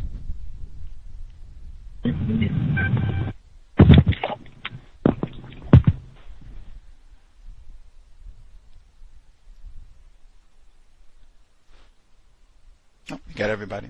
Anybody else?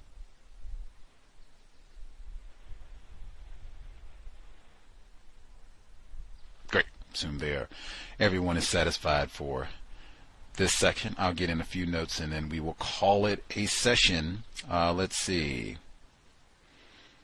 Already shared some of they talked about Jesse Jackson, that he had a staged event for publicity. And they said that some of the black activists were upset because his visit helped calm tension. We talked about what he said at the rally last week and him saying things that were logical. Hey, you got the white people have the whole court system and the police officers and an army behind them. All that was logical. And saying, hey, we can't just be out here and be reckless and emotional and retaliate or what have you and think that white people don't have all the means. He said to come in and turn off the gas, and I said, or turn it back on. So no, all of that sounded constructive and helpful in my view. I'm sure, as I said, hey, if he's going to run for president shortly, which he did, do all that voting stuff too. Let's see. That letter, see, things like that letter that he talked about, I feel like that should be talked about right now with Payton Gendron. Really, all of the nigger coddling. What does that mean? Does this sound like someone who's ignorant about white supremacy racism? He said, I hope he gets 20 more before you catch him. This should be, is this person a dentist? Fire department? Police officer? Doctor? Water treatment plant? I mean, long list, like, come on.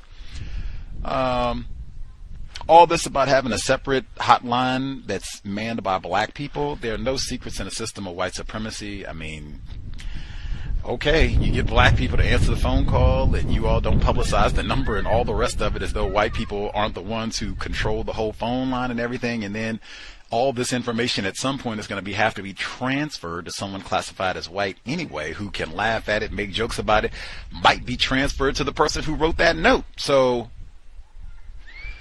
I understand we do the best that we can, but pitiful. She did this name call at the end, all first name, Glenn, Harold, you are not these people's friends. And again, I'm just waiting to see, does she mention any white people on a first name basis in this text? All of the leaders of black people are white. She has black leaders in this book throughout. She starts part 2, Midtown Slasher, with a quote from Buddha. It is a man's own mind, not his enemy or foe, that lures him to evil ways. Like, I have no idea how all of this applies. Like, what are you trying to, is this supposed to be some justification or how we should think about what's happening here?